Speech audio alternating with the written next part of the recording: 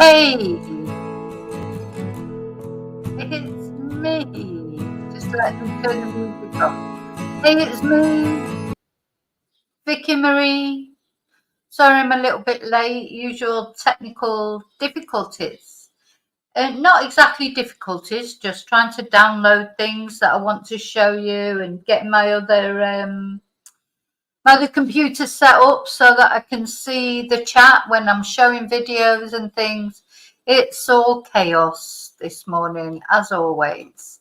Anyway, good morning, good afternoon, or good evening, depending on where you are. It's morning here. I think this is my second coffee. It might even be my third. I can't remember. First thing I'm going to do is light the candle for Sebastian this morning, and of course for all of us who need a candle lighting for us. I think we all need a bit of a candle, don't we? But of course some people are having a worse morning than others. But yeah, another day dawns. So a day dawns here in Spain where Sebasian Rogers, we don't know what happened to him. And instead of becoming clearer, this case is getting more and more confusing. Now, I deliberately have not done a video about Sebastian for a couple of days because I just can't keep up with it all, to be honest. I mean, you literally could be doing a video about the Sebasian Rogers case every 10 minutes. You know, it feels like some YouTubers are, you know, but it's all gossip. It's gossip, gossip, gossip. You know, I've been really sort of disappointed in a lot of YouTubers that, you know, I quite like. Just the way that the gossip is out of control. Everybody's saying, oh, you know, horrible things about, you know, it could be about the Proudfoots, it could be about Seth, it could be about, you know, it's all, they're all slinging mud at each other. And then the YouTubers take it up, and then the chats. So I just want to say in the chat, please be respectful. Because, you know, whether you think that the Proudfoots have had anything to do with it, whether you think, you know, Chris Proudfoot is a tosser, or if you think Seth is a tosser, or you think Kate is whatever, you know, I really sort of quite feel, it was Mother's Day in America, wasn't it, on Sunday, I think, and that, I think no matter what you might think Katie has or hasn't done, you know, I'm sure Mother's Day wasn't an easy day.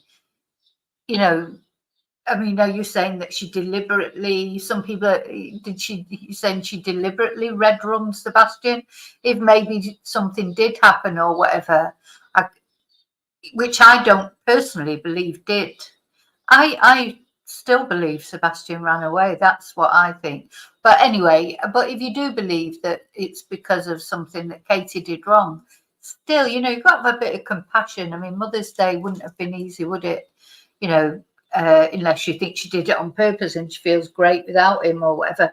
But from the pictures I've seen and from, you know, I don't believe that. I just don't believe it. But anyway, that's me. So all I'm saying is, yeah, and of course you'll all have different views in chat. So as always, be respectful to each other, as you know. What is it? Attack the argument, not the person. I mean, everyone's got a different theory probably of what's happened to Sebastian. And nobody's theory is less valid than the others because we don't know. So, you know, we just have to accept it. Anyway, I'm going to say hello to everyone first, talking of the chat. Hi, Caroline. Hi, Mello. Mello telling me off for being late. Hi, David. Hi, BF. Hi, Heather. Now, last night, because I was thinking of doing this last night, but last night I just couldn't. You know, I have to be on the ball to do a video these days about Sebastian because there's so much conflicting information. You know, I can't do it when I'm tired because, you know, I just can't make sense of it. Oh, it's just been crazy, hasn't it? Crazy, crazy. For that, I know some of you, oh, hi to everyone watching at home as well, and hi to the replay crew because people will be replaying this video. Hi to you as well. Yeah, this, you know, as soon as I sort of hear something, then hear something else, and then of course this Tony Mathis. And I don't want to be horrible, but I can't help but think of him as Phony Tony. Somebody said that in one of the chats of a video I was watching, and I just thought, oh yeah, because I just don't get Tony, and maybe it's just me, but I don't really understand what he's even doing in this. But right, let me go back. I need to go back to the last time I spoke about Sebastian, which was only a couple of days ago. It might have been Saturday. I can't even remember. Friday, Saturday, something like that, or Thursday at the longest, only a few days. And since then, so many things have happened. So the first thing I want to tell you about is Chloe, the private investigator, or one of the many private investigators that Seth has had on his team. She's gone now as well. So there's another one. It's like another one bites the dust. Nobody stays on Seth's team for whatever reason. She's been sacked, from what I can gather. And I think it was her that said that Seth was difficult to work with. And I imagine he is, because when your child is missing, and I genuinely feel that Seth is upset about Sebastian being missing. I definitely won't hear me say that I'm not, but I do, as you see as we go along, just sort of question some of the ways he's dealing with it, but it's his way of dealing with it, isn't it? So who am I to talk? But yeah, Seth's funny. You can see that when he's being interviewed. He's quite intransigent. I can't say it. He's quite stubborn. That's the word that I'm looking for. He's quite stubborn, isn't he? And you can see that. So added to the stress of his child being missing, added to the, just being tired from searching. I presume he's still out searching, though he's supposed to be going back to work, from what I heard. Don't know if that's a rumour. Anyway, this is not a rumour. This is true, because Chloe, the PI, she made, I admit audacity. Chloe, the PI, has made a statement that she's put out. So we know this is true. So I'm trying to deal with things that I know are true.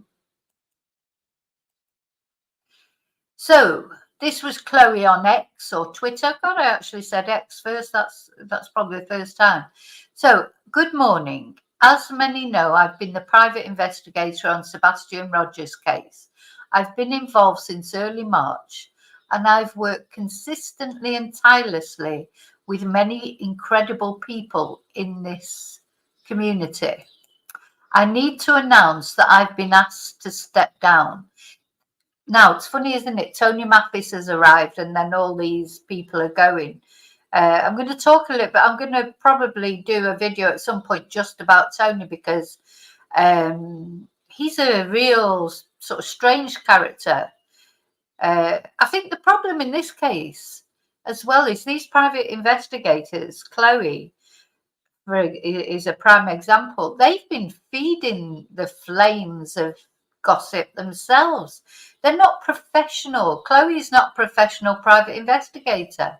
She's got a full-time job as well, apparently, or it's not like all she does. And no wonder the police won't speak to them, because they're like Mickey Mouse private investigators. I'm sorry, but they are. They're not, you're not what you would think of as a person who is serious, because they would be so much more discreet, wouldn't they? They would just, a private investigator worth their salt would be just doing that, investigating privately, like, just finding things out, keeping a low profile, just keeping working with law enforcement as much as they could. Law enforcement must be just, oh my God, they're just turning a deaf ear to all this, and I don't blame them, because it's crazy. Anyway, so this decision was made after hard conversations and in congruence with boundaries I've personally held in regard to the direction I believe my investigation should go. Now, this is Chloe, who we watched on Web Sleuths, who said it was definitely foul play in her eyes. She had argued and was rude to Chris Proudfoot. Chris Proudfoot has argued and been rude to her, but to be honest, she has wound him up and baited him. That is my opinion anyway. And I'm not defending Chris Proudfoot. But then, Phony Tony, he was on another YouTube channel, effing and jeffing, and I'm not even going to show that interview on here because he was just the same. You just think, who is a decent person in all this? Who is genuinely worried about Sebasian and not just worried about slinging mud at somebody else? Seth and I have chosen different paths, but our goal stays the same. These cases are difficult, and discussions on who to involve in an investigation are not always agreed upon. As most know, I am highly protective of the victims and families I serve. Right.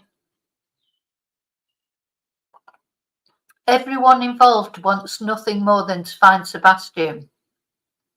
Seth is aware I will never stop searching for Sebasian, and he does not want me to. I will continue as I have for 2 months. Just now it will be independently. I am open to questions, though. I'm sure there are some I'll be unable to answer. Well, if you ever heard a gaslighting paragraph, I'm open to questions, but I'm sure there are some I will be unable to answer. So, basically what she's saying there is, ask me questions, but probably won't be able to answer. So what's the point, Chloe? Please do not allow this statement to further distract you from the goal in all this. Well, why did you even make a statement then? It's like jumping out in front of someone, with a gun or something and saying, oh, but just don't let this gun distract you, don't let this distract you. I mean, it's just ridiculous. Can you continue advocating for him? He is who matters. Yes, we know that. Us normal people, we know that. We just don't understand all this drama that everybody else seems to be taking part in. So a couple of people have made a few comments, etc. But it was funny. There was one question. So, of course, the people that, say she's great, she just goes, oh, thank you, thank you. Oh, where's the other comments? Oh, maybe they've gone. Oh, no. Won't have gone, will they? Because quite a few people did make comments, as you can imagine. Thing is, if you go public with a statement, some people are going to come for you. That's unfortunately that's how it is. Or I can't get onto the other comments. Anyway, they don't matter really. So that was the first thing I wanted to tell you about. So Chloe's gone. Chloe, who I thought was always trying to wind Chris up anyway, she's gone. Tony, or Phony Tony, he said on some, God, I've lost track of which YouTube, it was on some YouTubers platform, all these YouTubers that I've never heard of, and to be honest, I never want to hear of again, a lot of them. He was on one of them moaning about Chris and saying, that's it, the pack's over, we're not going to work together now. And he was on there without Seth saying that. Where does Tony come off? Deciding what they're going to do or what they're not going to do. And mark my words, give it a week or so, Tony will be gone as well, I think. I don't think Tony's going to last as Seth's PR man or whatever he's supposed to be, because I don't even understand the point of him, to be honest. It just seems like he's just trying to blow his own trumpet all the time to me. And, I don't know what. Anyway, so he was on some YouTube channel saying, that's it, the pack's over. He was effing and jeffing. He's been on TikTok, some TikTokers things saying the same thing. And then other YouTubers have been criticizing them. And, it's just been, I've tried to keep up with it and sort of watch some of these things, but they're not fun to watch. They're painful to watch, I think. Really painful to watch. So I've tried to watch what I can just to sort of get an idea of what's happening. But you know, you have to sit there through hours of absolute crap, to be honest. You know, I'd rather sit and watch my own rubbish. Do you know what I mean? If I sit and watch my channel, might be rubbish, but at least I agree with everything I say. It's just, and then then I get wound up because it's just like, where is Sebastian? Where? Oh, you know what? Where's Sebastian? Anyway, we're going to look at 2 YouTube interviews in this video. One, I think, is a fiasco, to be honest. Sorry, but I do. And the other one, I think, is a good interview.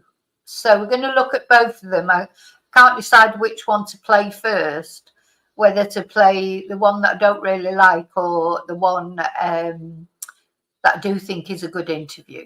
But the other thing I wanted to tell you about beforehand, so then there was all this what's the word, anticipation yesterday, because Seth was saying that he'd been to I can't remember what the initials are, you know, they give all these departments initials, and he'd gone to like the Child Protection Services in Tennessee, and he'd got these documents.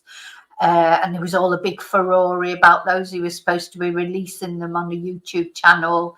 All these documents against Chris, of course against Chris, because everything's always against Chris.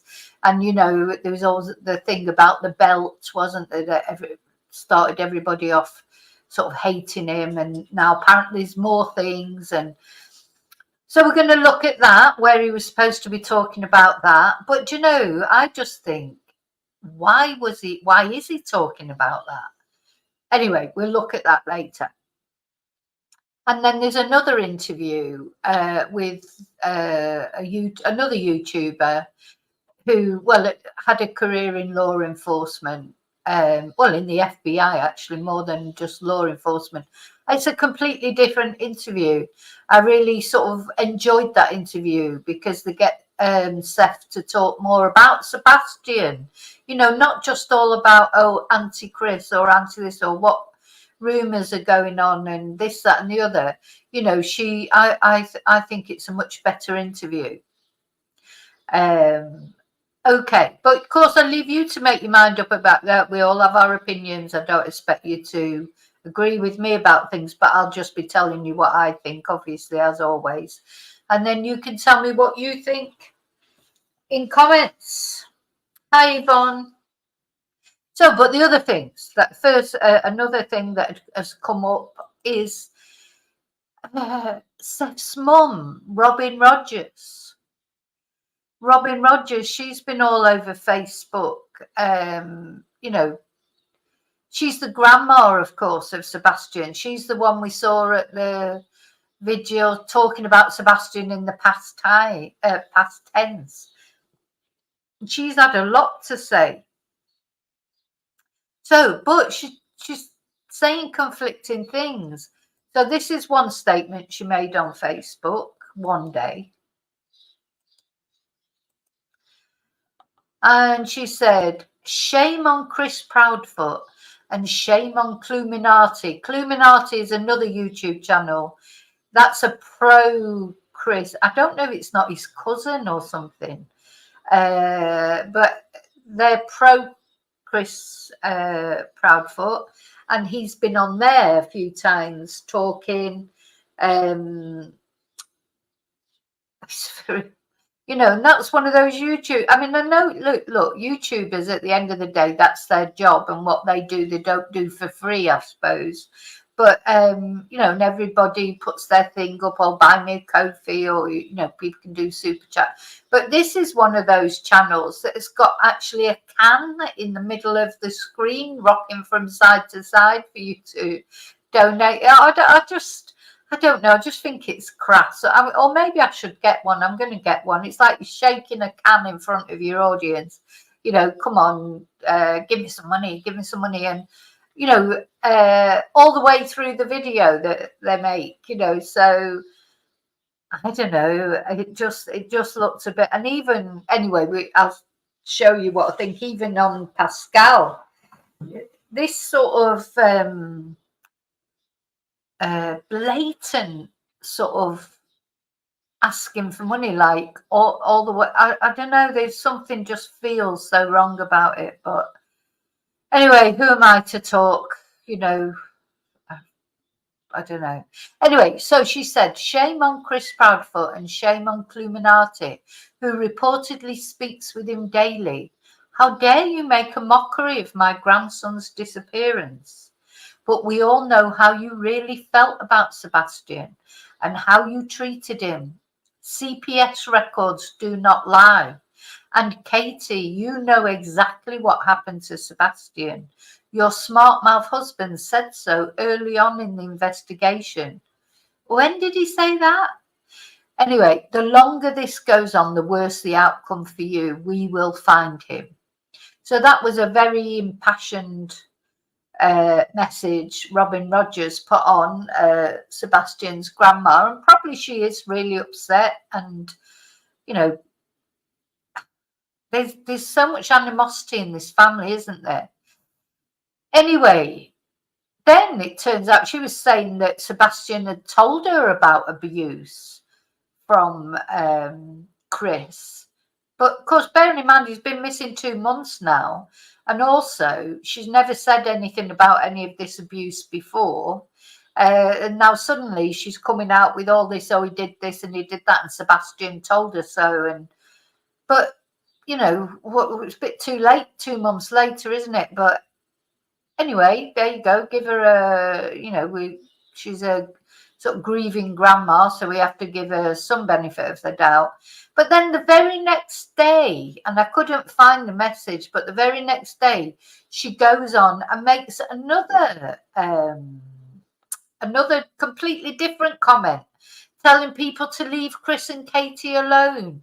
Katie has taken 2 lie detector tests. Chris has taken a lie detector test. Stop drama. Stop. This is what just makes me a bit incredulous in this case. They're always on there saying, stop the drama, but it's them that are causing the drama. It's Seth. It's Robin Rogers. It's Chris, if he phones up any of the YouTube channels, or the leaked phone call to the PI.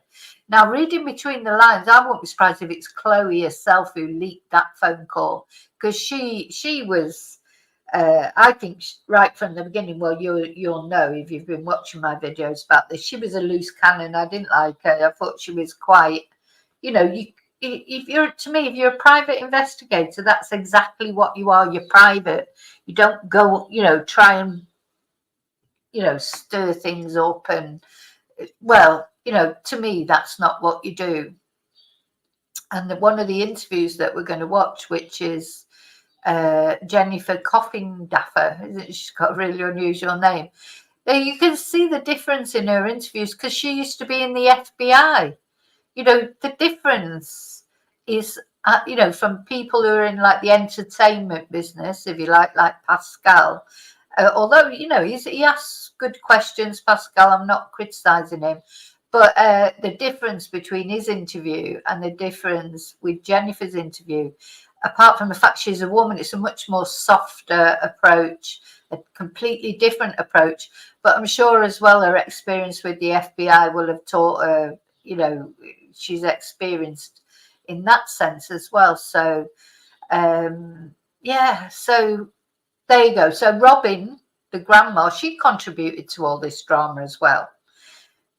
Saying one day this, like slagging off the Proudfoots, and then the next day telling people, no, leave the Proudfoots alone. But, you know, she's stirred this up. And then she's got angry with YouTubers who've reported it. You know, reported it to Facebook.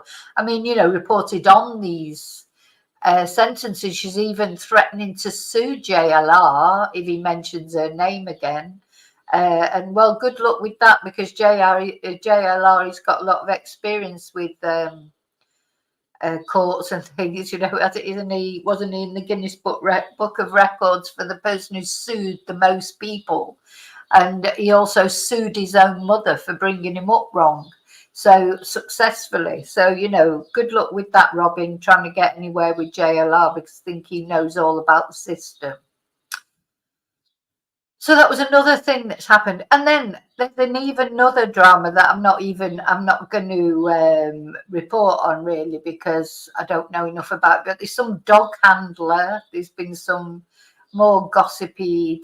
The streets of YouTube, to me, they're just a gossip fest at the moment. And most of them are men that are doing this. I'm sorry, they are. You know, most of the big YouTubers, the men, and they're just gossiping, gossip. None of them are trying to think about facts. It's just like, oh, well, such and such said this, so let's do a video about it.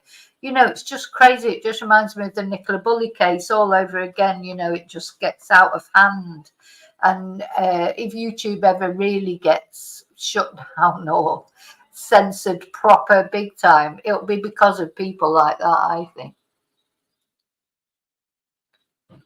So even if you're a YouTuber, you have to have some principles. Okay, so hi, Gillian.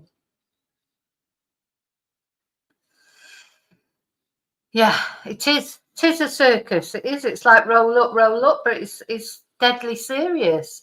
It's deadly serious. Literally deadly serious. There's a 15-year-old boy gone missing. Could be no longer with us. We don't know. Where is he? What's happened to him? And you'll see in the interviews that I'm going to show you, sometimes I just think they're all having too good a time. You know, there's no interviews here with Chris and Katie. Katie's gone completely radio silent, and I don't blame her. I absolutely don't blame her, because everybody hates her, but nobody knows that she's actually done anything. You know, it's just like rumor. Most of it started by Seth, who is blatantly still in love with Katie in my eyes, and you'll see that whether I've thought it for ages, but one of these interviews, it's as plain as the nose in your face that Seth has not got over Katie. He has not got over her. And, you know, I think that's got a lot to play with this. Anyway, so let's start looking at these interviews. Did I say hello to Heather? I think I did. I agree, David. Let's hope that in the background, law enforcement are just working quietly and doing their little things, having a look to see what people are saying. We can only hope that, can't we? And in the meantime, they will find out what happened to Sebastian, and hopefully, there was some talk of a shadow at his window. Hi, Daniel. What's the shadow at Sebastian's window? What's this? What's that? So, too many rumours. I can't. If law enforcement have been too quiet in my eyes. They should give a press conference every now and again. Hi, Dacia. Yeah, exactly. I agree. The police, maybe they're doing it on purpose to try and draw people out, because we haven't got the information that the law enforcement have got. But they're not even doing. God, when was the last press conference? You know, in a case that they must know. I know they've got a lot of missing children to think about. Not only Sebastian. Apparently, 800 children go missing a year in Tennessee. So, you know, that's a lot, isn't it? It's a lot of missing children. And, you know, as hard as it is to say, Sebastian is not the only missing child in Tennessee. However, he is probably the most high profile. Now, they know that. Obviously, the law enforcement must know that. They must be getting emails. They must be getting messages. They must be getting all sorts coming in. So why are they not doing any, even to do a press conference and put aside some of the rumours maybe, or just confirm, that maybe Chris has had a lie detector, Katie's had a lie detector. Why don't they?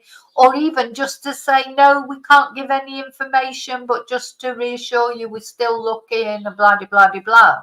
Even a statement would be better than nothing. I mean, how long because of course that was the other thing that happened. There was the fake sighting, wasn't there, up in North Carolina. Took the police, I mean, it probably took them over a week to confirm that it was not Sebastian. So got to be fair to them. It won't have been an instant thing to do.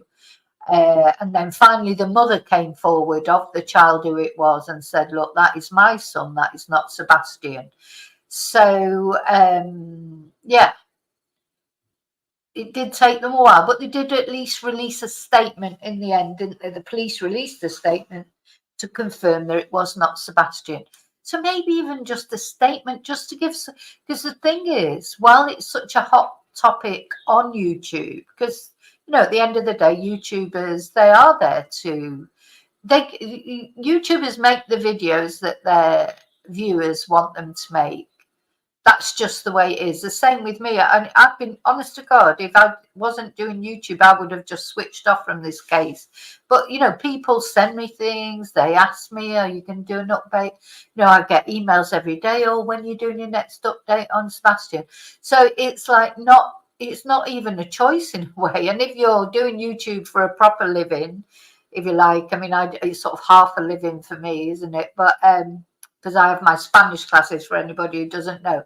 But for someone who's doing it full time, you want, you do, that's your job, that's your job to provide the videos that your viewers want. Besides the money of it, that's your responsibility because that's what your viewers want from you. So at least if the police release something that was official, it gives people something to work with, if you like, or something to do a video on, or a live phone in, or all these things that they do and let people talk rubbish. Something, give them something tangible, because I think that's where these rumours are all circulating, isn't it? Apart from the fact the family themselves are encouraging them, is because there's nothing else. There's nothing coming from law enforcement, so there's nothing else to talk about. So they're talking about the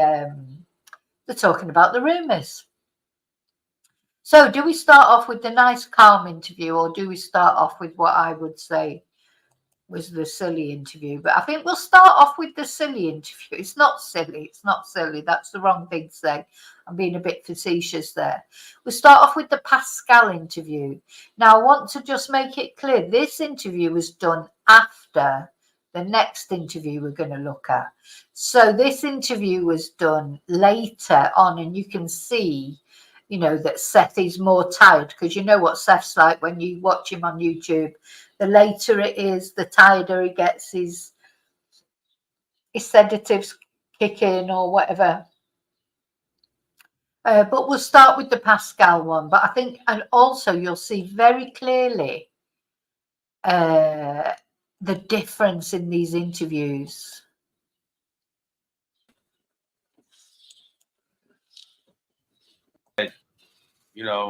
They're.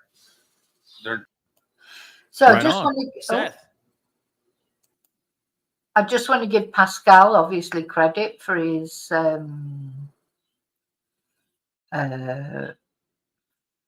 video. Go over and subscribe to Pascal. He doesn't. Pascal is this is my only problem with this. Really is. Pascal really he does entertain. He does all sorts. He interviews all sorts of people. So that's why I like the next interview better, because it is someone who deals with true crime and has got some knowledge of that. Whereas Pascal, he does ask good questions. He does. Hi, Kelly. Another day. No answers. No doubt. No doubt. Well, let's get into this conversation. We got to get through all the drama stuff first. So let's get into this drama stuff. All right. First off, Tony, I'm going to ask you, since the last time you were on the show, how things been, man? Been all right? Been all right. There's still a lot of people that are here for the wrong reasons. And I'm really trying to like this guy, and I'm really struggling to like him. Let me know what you all think of him. I've tried to give him as many chances as possible. I just don't like him, and I'm sorry, Tony, if he happens to be. I'm sure he ain't got time to watch my little channel, but I don't know where it is. It's all, again, it's me, and I think as well, when I saw him on that other channel swearing and saying, oh, that's it, he really lost the plot. He lost the plot. He's the PR guy. When the PR guy loses the plot, what chance have you got with any of the others? High Ocean, what chance have you got with the other people if even the PR guy can't keep from swearing effing every other word and gone from oh well, it was all supposed to be us all working together. That's what he said when he first come on board, wasn't he? He was the voice of reason, and now he's the one. He was on other YouTube channels like effing and blinding and saying that's it, it's gone, that chance is over. We're not working together anymore, blah de blah de blah. God, I don't know. There's still a lot of drama. We're working on that, but I think no, we're you're not. moving on and moving forward, as Seth says. Seth, how things been for you as of late? Some information has been laid at my feet. Some things have definitely opened up my eyes to things I didn't know going on before. Now, what Seth does here to me is terrible, because what he does now, he's going to start talking about these papers that he's got from the Child Protection Services, and then he's going to say, but I can't tell you what's in those papers. So why mention them at all, Seth? Because now what's out there is, Seth has got these papers from the Child Protection Service. There was lots more cases against Chris Proudfoot. What were they? Oh, well, he won't release that information. So he should not be mentioning them at all. And if the PR guy, who's Phony Tony, was actually not Phony Tony, but was a proper PR guy, he would have said to him, don't even mention those papers until you can actually say what's in them. It's just creating more drama, more speculation. It's not helping find Sebasian at all to say that. And I still haven't gone through the divorce papers of Katie and Seth. But do you know what, Seth? He's not an angel. He's not an angel. The things he's done in the past to both Katie and to Sebasian. So he should. Those in glass houses shouldn't be throwing stones, should they? And let he who's without sin cast the first stone.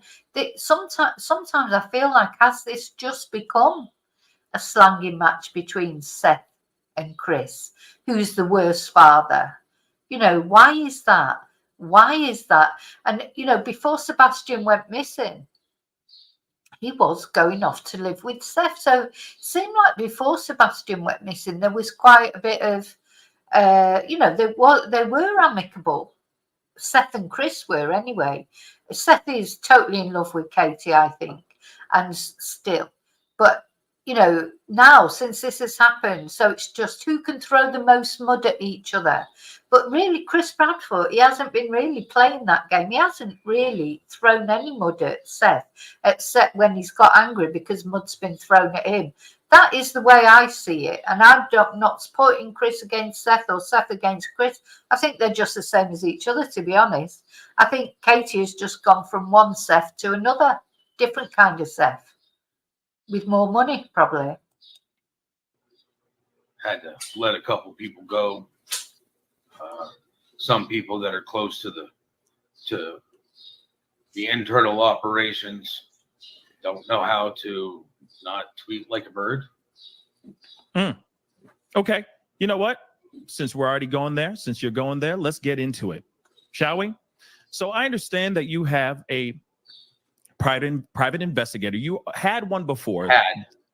Well, hold on. Let me just say this. You had a private investigator before. It's very defensive, Seth, sometimes. I feel sorry for Pascal sometimes when he's interviewing him, because he's like, he is quite a defensive guy. Not sure why. I think he knows he's got things in his past that could come up at any time. So Tony here, he's on his phone, he's hardly listening. Apparently people in the chat were mentioning that. So later he has a little bit of a go at them, but we'll see that anyway. But I thought that for good, he looks like he's not even interested.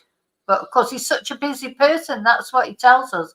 Such a busy person devoting all his free time to these cases. Now, I always think people do things for a reason. You have to decide whether you think Tony says he's doing all this for nothing, no payment. So why is he doing it then? Is he just doing it out of the goodness of his heart?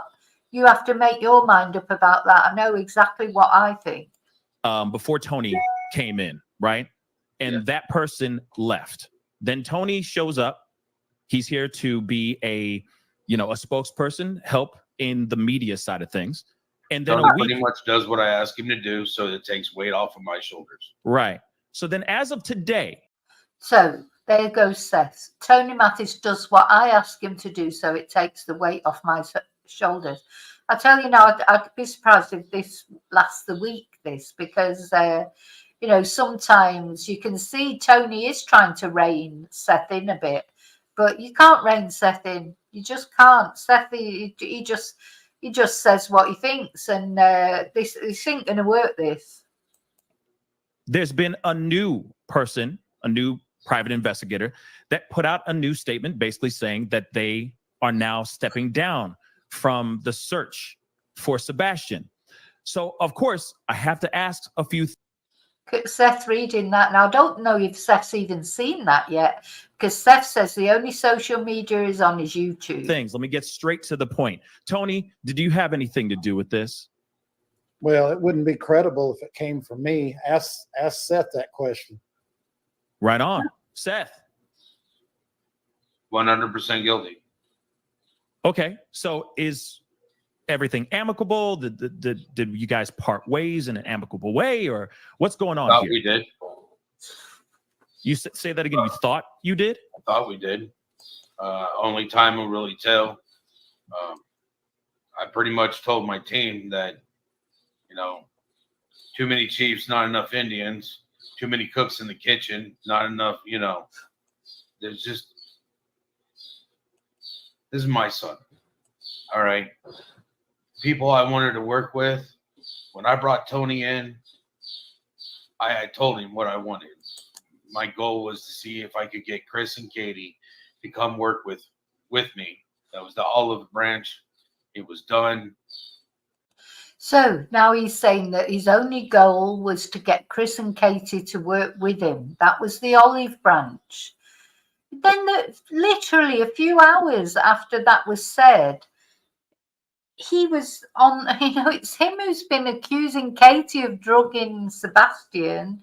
It's him who's, said that, told all Sebastian's private life, what had happened to him when that he got abused under Katie's care. It's him. It's him. I'm sorry, Seth, but it is you that have caused a lot of this drama. A phone call got leaked out that kind of told me what, where particular people were sitting at. And my son doesn't have time to wait for people to stop being childish. We're supposed to be adults. The goal is. Joe, Seth talks like, honestly, sometimes I'm totally open mouth watching him speak, because the things he's saying, I agree with him completely, but it's him who's doing it a lot of the time, or him now, phony Tony, him creating drama. It's them that are doing it.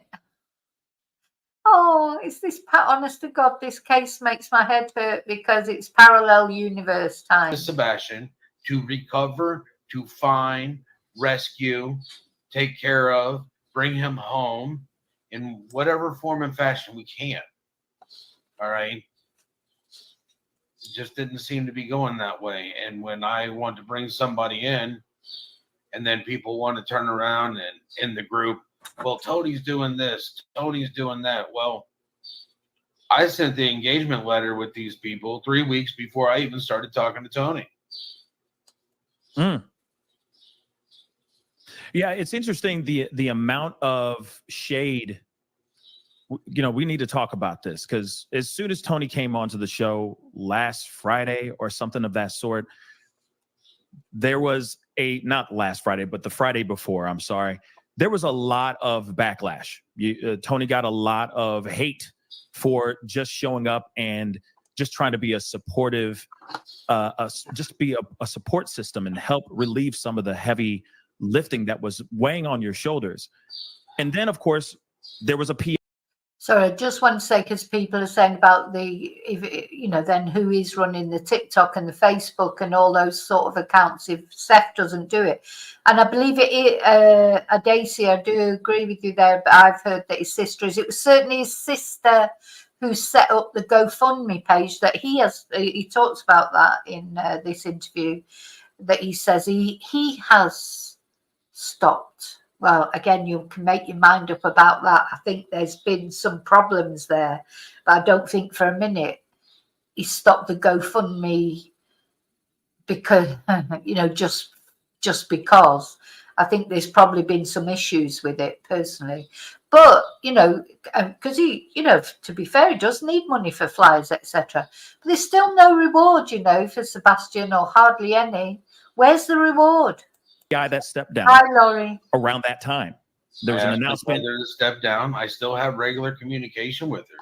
Okay, I do too, and that's great. But I think as soon as it was the timeline, I think Tony comes on, Heather steps down, then there's another PI now that's stepping down, and I think a lot of people were very, very quick to assume that Tony has something to do with, say, this other PI stepping down, and you guys are trying to make. Yeah, so since Tony came on board, Heather, the PI, stepped down. Now Chloe, the other PI, has stepped down or been stepped down. So, Tony's spraying all around that area. You know what I mean? He's marking his territory. He's the man now. He's the man, nobody else. They're assuming. So you're making it very clear. Making an ass out of me and you. Assume. Okay. Tony had nothing to do with it. Tony wasn't even at the meeting that I brought everybody into so I could speak to him. And I laid it all out. And, the responses and the answers I got were not concurrent with my goals. Okay. Somebody sits there and literally tells me that, that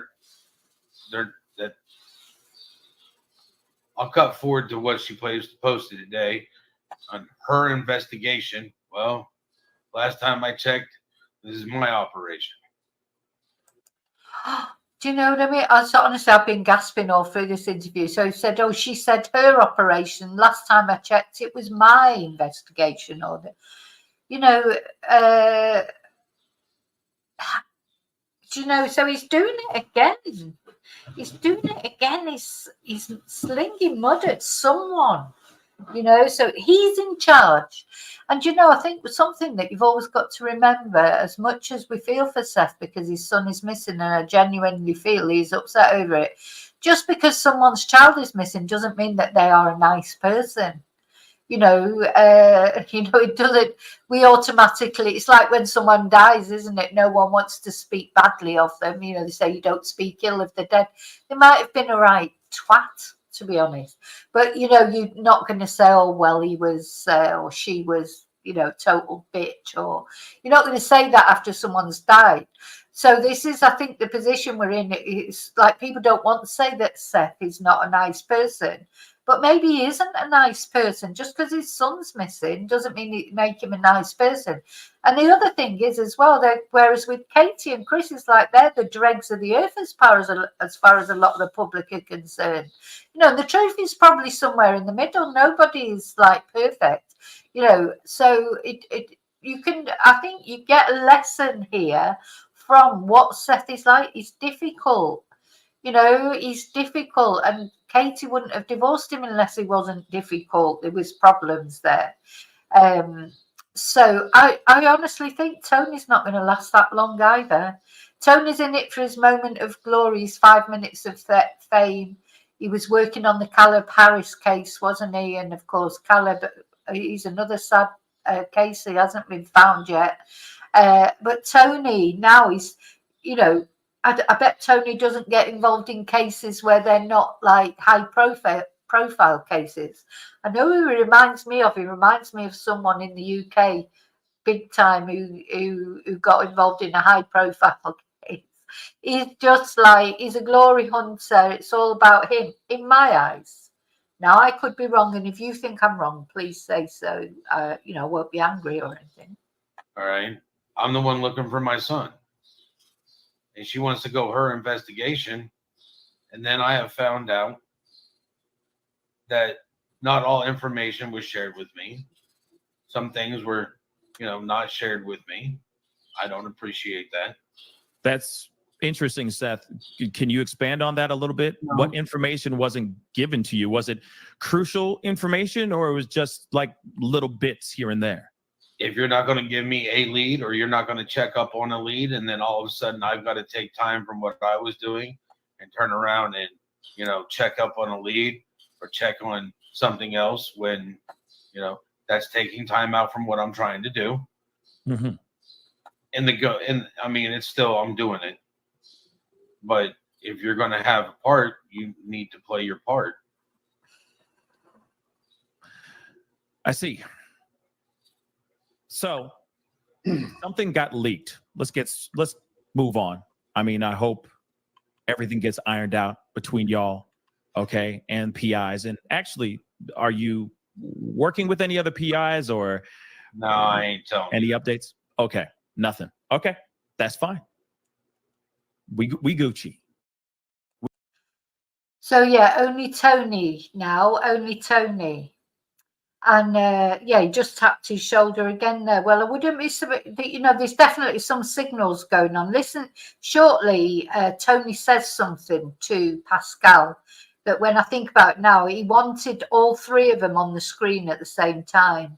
Yeah. We Gucci on that. So moving on, let's talk about this here. The leaked audio. You know, Chris Proudfoot made a phone call, and that information or that phone call got leaked. Can we just tap on that for a quick second? Because this spawned the gloves are coming off from you, Tony, on your recent TikTok conversation. Can you expand a little bit on that and why suddenly the gloves are off now and not before? Go ahead, Seth. Go ahead. I mean, in the conversation, he literally states that he's not going to be working with Tony. The whole point of me putting Chris and Katie in contact with Tony was for him to be our spokesman person, so that way we can all get on the same page and there'll be less drama, people trying to pit me versus Chris and Katie, you know, and see how he says people trying to pit me against Chris and Katie. It's not people, Seth, it's you doing it yourself, or people leaking things. You know, like who leaked that phone call? One of your team leaked that phone call. They're saying it's you who leaked it. That's what they were saying. Maybe that's why the private investigators have had to go, because Heather and Chloe were saying it was him who leaked it. So there you go, Seth. Or was it Tony? Tony's like the Machiavelli in it all. He's behind the scenes, just, you know, he's got rid of everybody now. It's just him and Seth now. He's done quite well, hasn't he? I think somebody told me he dropped the F-bomb like 71 times in that thing. Whoa. Wow. No, I'll let you have your woe. We'll go back to, you know, the 90s. But it's just he made statements in that it's like, okay, well, obviously trying to work with him, olive branch that was being extended from both sides, it may have been a recorded telephone call, but it showed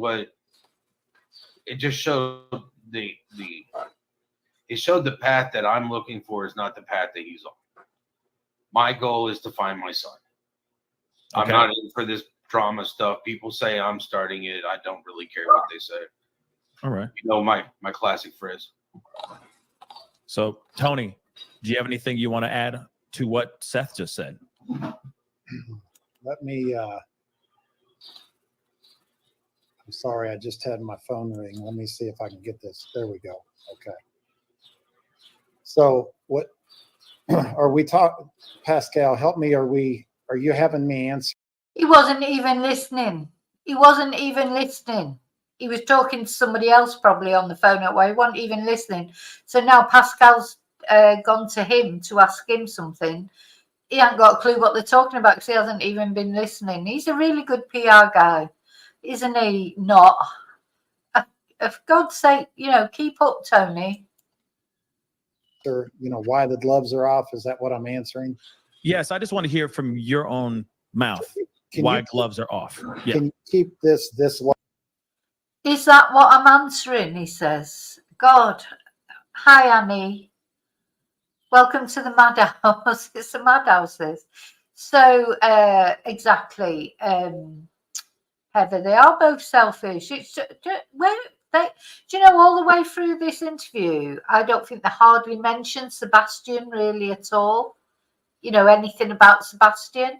When you see the next interview that we're going to look at, and be prepared, this is going to be a long stream because we've got 2 interviews to go through. You'll see the difference. What a breath of fresh air the other interview is asking about Sebastian. It's not. Now, notice now. So Tony's just been there, not even listening to what's going on. And then when Pascal tried to bring him back in, he had to ask Pascal, what is it we're talking about? And then watch what Tony says now. Where we can all 3 see each other. It's fine. Yeah, because yeah. So Seth, go ahead. I mean, in the conversation, he literally states that he's not going to be working with Tony. The whole. All right. My classic phrase. So, Tony, do you have anything you want to add to what Seth just said? Let me. I'm sorry, I just had my phone ring. Let me see if I can get this. There we go. Okay. So what are we talking, Pascal, help me. Are you having me answer, why the gloves are off? Is that what I'm answering? Yeah. Yes, I just want to hear from your own mouth why gloves are off. Yeah. Can you keep this way where we can all 3 see each other? It's fine. Yeah, because yeah. So yeah, so he's trying to control it. It's like Pascal, I've got to say, Pascal has got a lot of patience. Sometimes I look at his face and I just think, God knows what he's thinking inside. So Phony Tony's just said to him, can we keep it this way so all 3 of us can see each other? I think otherwise he starts doing other things. I don't know what it is. And anyway, goes on late to say how busy he is, and that's why he's got to pay attention to his phone, etc. But look at Pascal's face. Tony just wasn't even listening then. I mean, come on, you're the PR guy. Keep up with the interview. Keep up. The leak phone call we had for a while, 8-9 days before it was leaked. So that's one of the things. It's the fact that he called into a show. Oh, so they said they'd had the leaked call 8-9 days before it was leaked. Funny that, isn't it? So as soon as he came along, suddenly it was leaked, but it'd been there for ages. I think he leaked it, to be honest. I would say he leaked it. Either him or him, deliberately, again, trying to wind up the Proudfoots. Whatever you think of the Proudfoots, maybe they are guilty of something. I don't know. But to me, it's them all the time that are trying to wind everybody up. And, pretended to be Billy Bob Thornton. And essentially what he was doing is he was making fun of an autistic child. No, and, it's the way he talks to people in general. It's all the talk shows he called in when he told us that he was going to stay off social media if I helped control Seth and kept Seth from getting crazy. Then he's out there getting crazy, and at the end of the day, I mean, I hate to say it, the guy's just not a good guy. He's just not a good guy.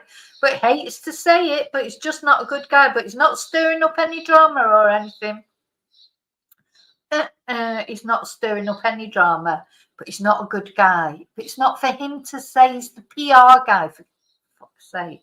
Do you understand what I'm saying? It's like, doesn't matter if we think Chris Proudfoot is a twonk or not. Doesn't matter what we think. We're just the public. He's the PR guy. He's not professional, is he? He's not professional. And I don't think Chris was not making fun of. I know exactly what Chris was doing. Personally, I think what Chris is one of the, he's a fool to himself, really.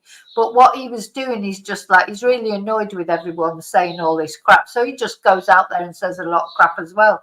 That's just, it's not the right way to do it. But you know what? He's just like, we all do things in the wrong way. But he's got totally wound up by this. I hope Chris needs a bloody PR guy. Does need a PR guy, or someone's keeping down, because he goes out and does these stupid things and they're not in his favor, But he just gets frustrated, I think. Yeah. Okay. No, that's fine. That's fair enough. I mean, the leaked audio, that phone call is not so great. And yeah, the phone calls that he's been doing as of late have not been optically good at the end of the day. Let's keep it real. But okay, now I get it. Gloves are off because of that. Okay, thank you so much for clarifying that.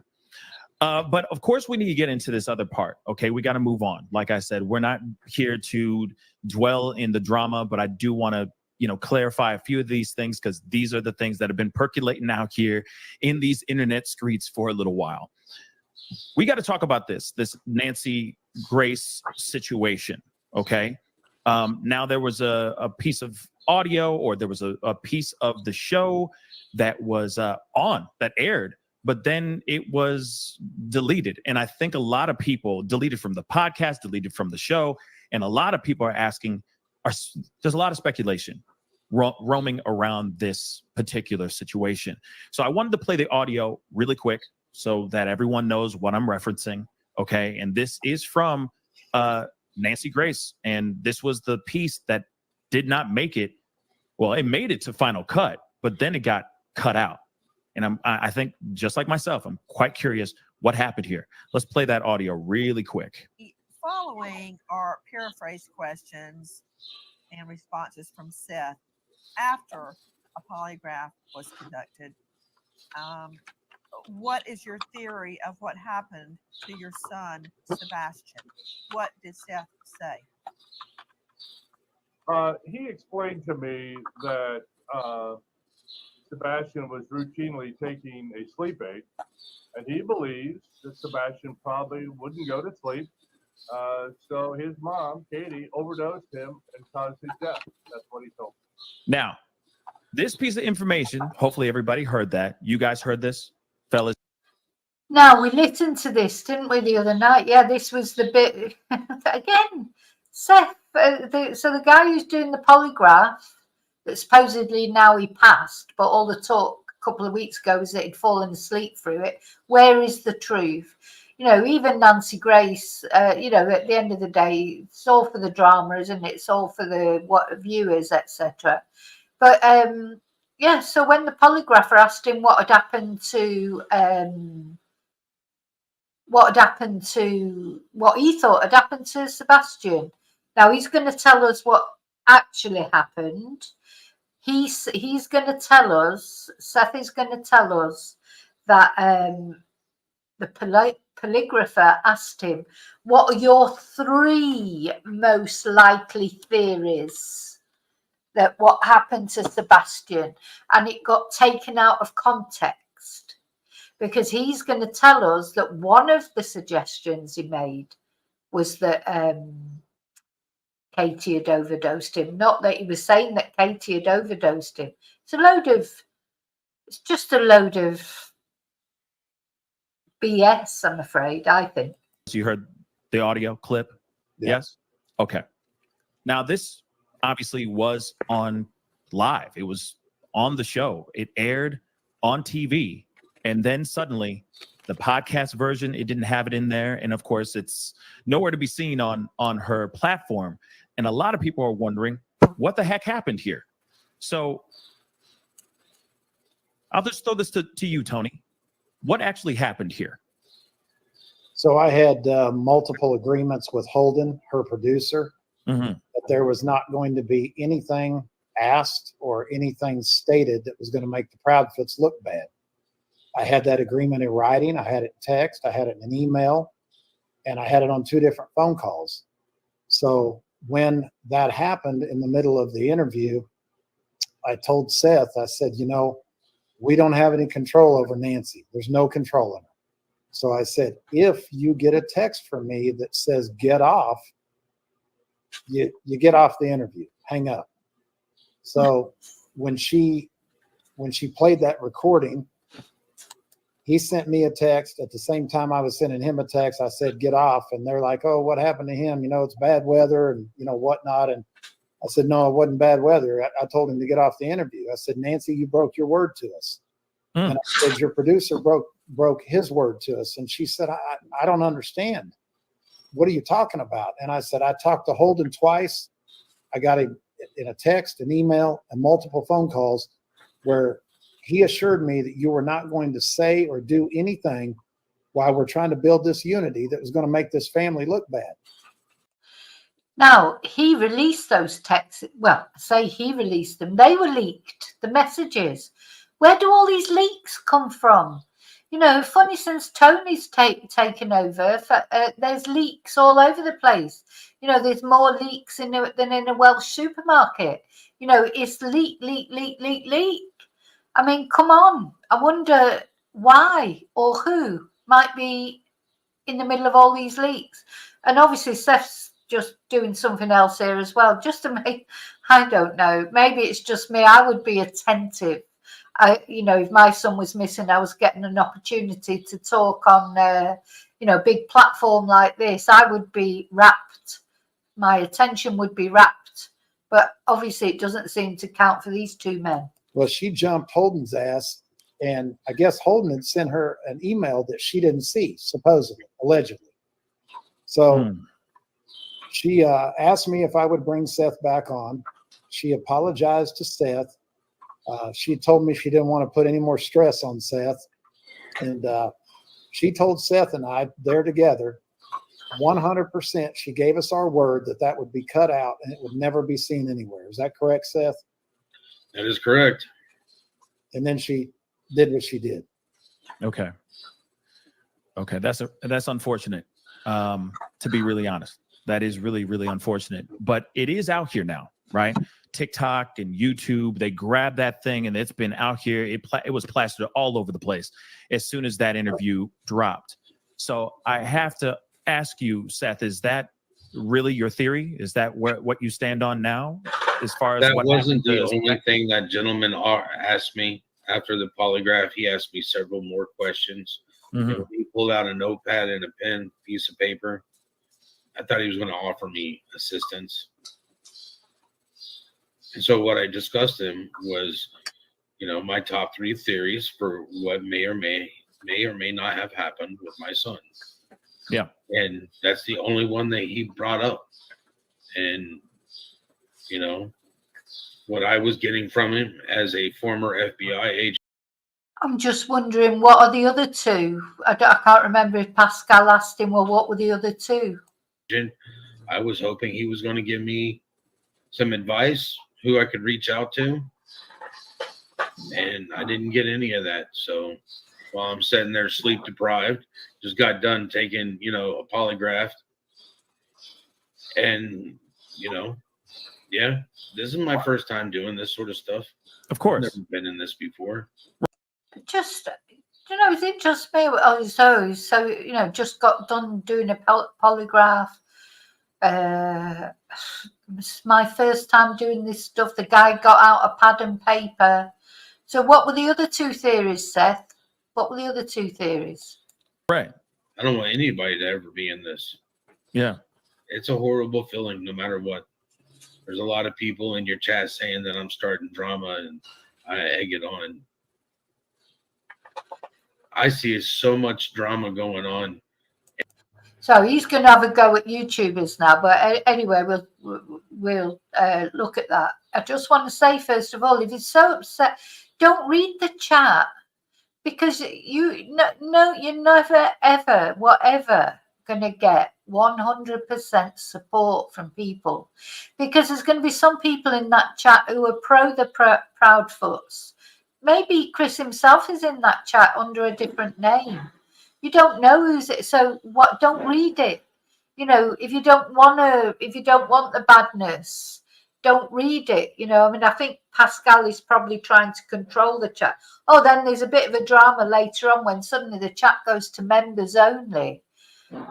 Anyway, we'll look at that later. But so now Seth, he's a bit of a deflector, Seth, because he doesn't want to talk about the other two things that he thought it was. He's not taking the criticism that he should never have said that, not to anybody, that he thought Katie had drugged. It's a terrible thing to say. Imagine if Katie went on a YouTube channel and they said to her, "Oh, what do you think happened to Sebastian?" And she said, "Oh, I think Seth took him." You know, it's not a good thing to say to anyone. In these chats and stuff, you know, there's time. You can go hand out flyers.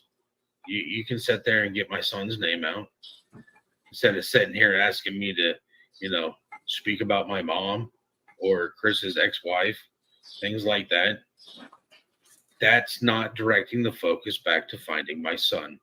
That is you wanting to ask questions to start drama. So you can either like me or hate me. It doesn't matter. If you're willing to help me find my son, that's fine. Mm-hmm. People over here talking about Chloe was the only sane one, or for you to say that, you weren't there. You know, you don't know what's going on. You don't know the fact that Phony Tony looking sideways at his phone there. His phone's beeping like mad. Put it on silent, Tony. You're the PR guy. Put it on silent. Put it on vibrate. Why have you got it so loud? Like, you know, that's like what the, you know, grandmas have it on that loud, don't they? Because they can't hear it otherwise. Turn your phone down. God, it's weird, this. day one, I was out searching in my vehicle. Law enforcement Oh my God. did not want us with boots. Look, I don't blame him having his phone on. People probably are messaging him. But turn your phone down. Turn the sound down. You know, if you know you're going to get loads of messages. As David said earlier, he was on Plenty of Fish. So he's got, there's obviously one there that he's quite interested in. On the ground, walking through the woods and stuff, looking for our son, because the last thing they wanted is one of the parents to get hurt or injured and not be able to communicate to where they were at. If you don't think that I wasn't out there on day one, driving around, screaming with my window down, driving everywhere. I don't know the area. I'm not from there. I'm not from Clarksville.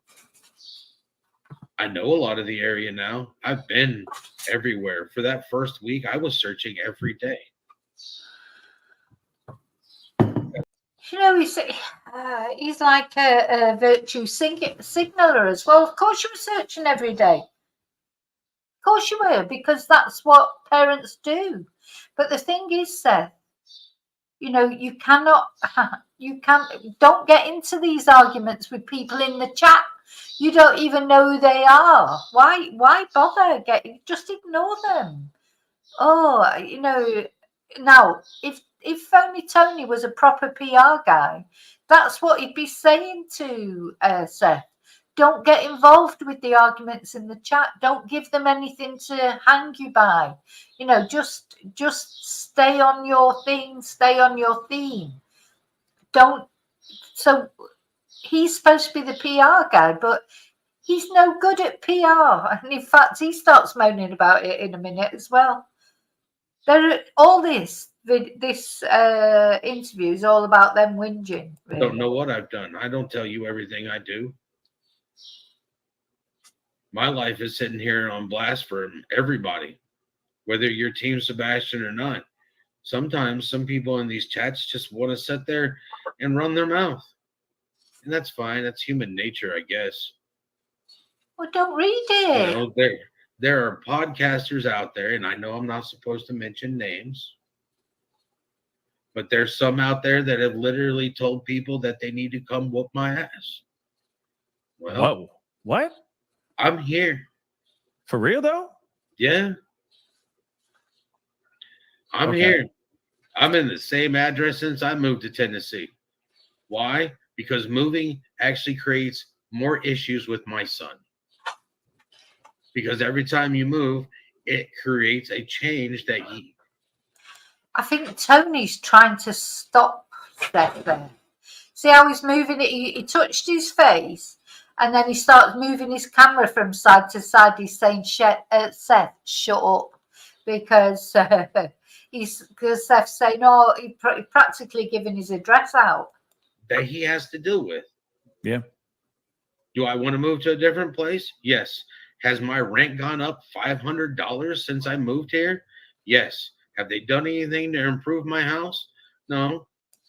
Then he starts talking about his rent. His rent's gone up $500. They've done nothing to improve his house.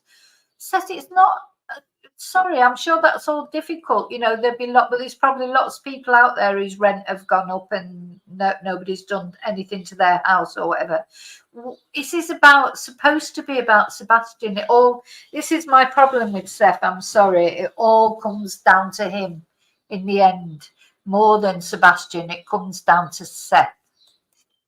But I stay here because it's easier for my son to stay here and for me to pay more for my rent, for him to be safe and comfortable at our house. What a saying, you know, that's what all parents do. Do you think parents don't stay in comfortable houses for their children? Do you know, this was a gasp moment for me in this interview. How he circled it all round to him again and what he's doing. You know, it's all about him.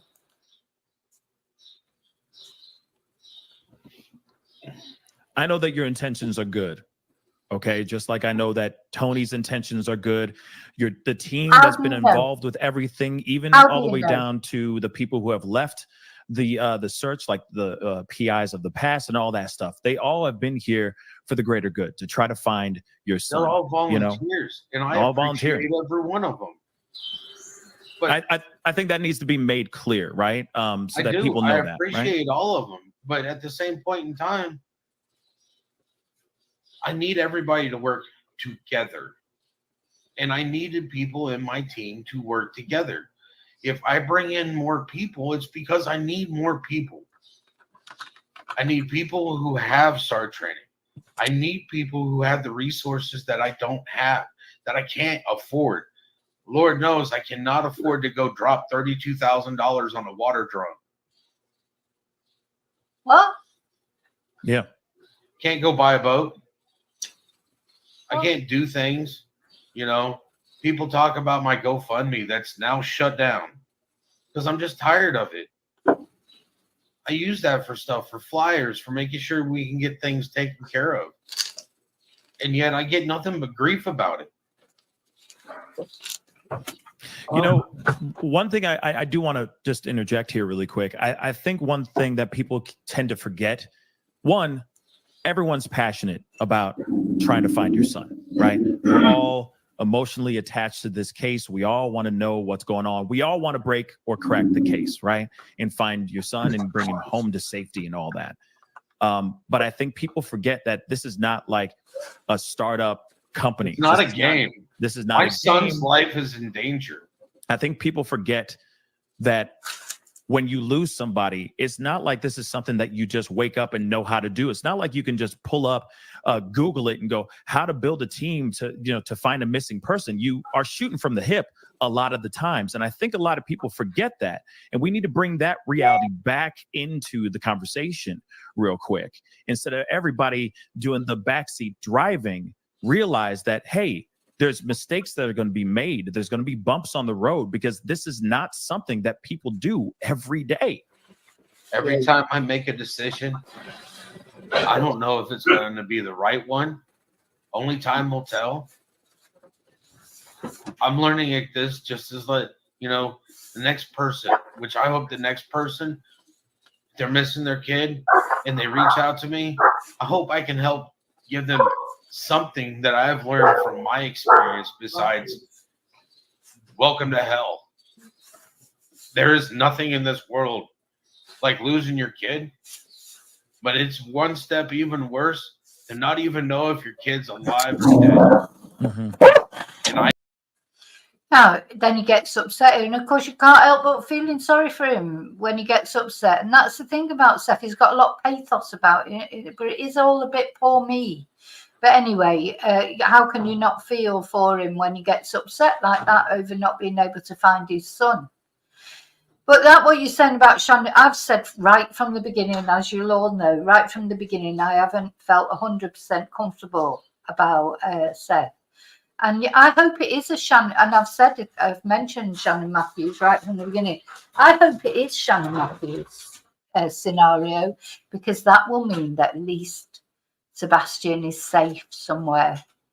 Sort of, I personally, it could be, but anyway. Hi, Claire. Time will tell. Hopefully, we'll find out one way or the other one day. I don't understand how people can just sit there and be like, it's life. Well, I refuse to accept that. Pascal, I'll tell you something. One thing that I've been very, very adamant about is I'll defend Seth. I'll defend Randy Harris. I just don't get into defending myself. But I looked over and I got the comments turned off now, but you've even got people in your chat that are causing trouble, and you got people making little petty comments like, he's not paying attention. He's on his phone. Yeah. Well, let me explain something.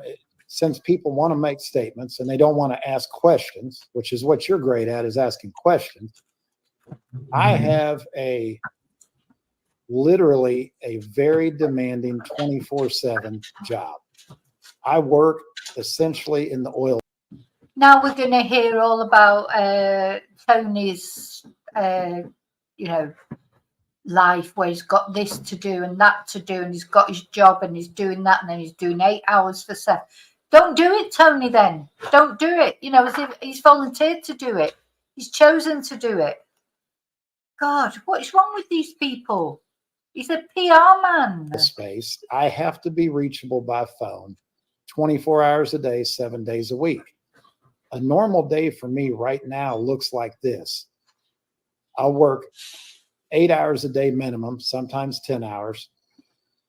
During that day, I'm also working for Seth. But every night, I'm putting in another 8 hours for Seth. Every single night, whether it be on TikTok, whether it be researching. Here's another virtue signaler.